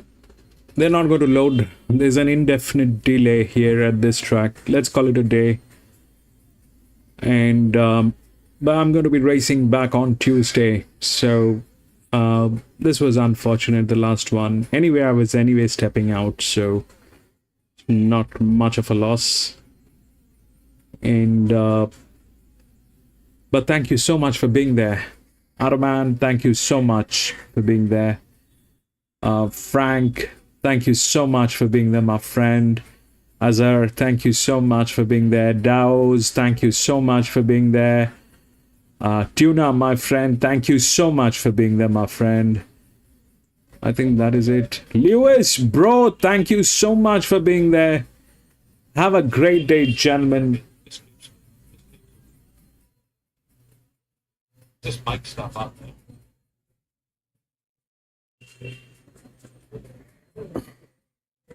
They're saying it's an indefinite delay, but they're at the gates. I'm not sure what they're doing.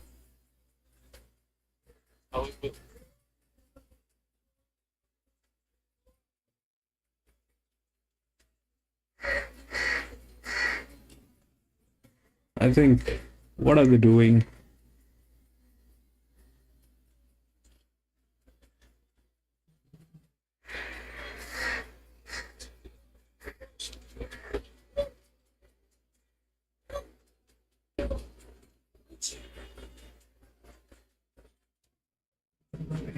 Lewis, bro, what are they doing? They're saying indefinite delay and they're going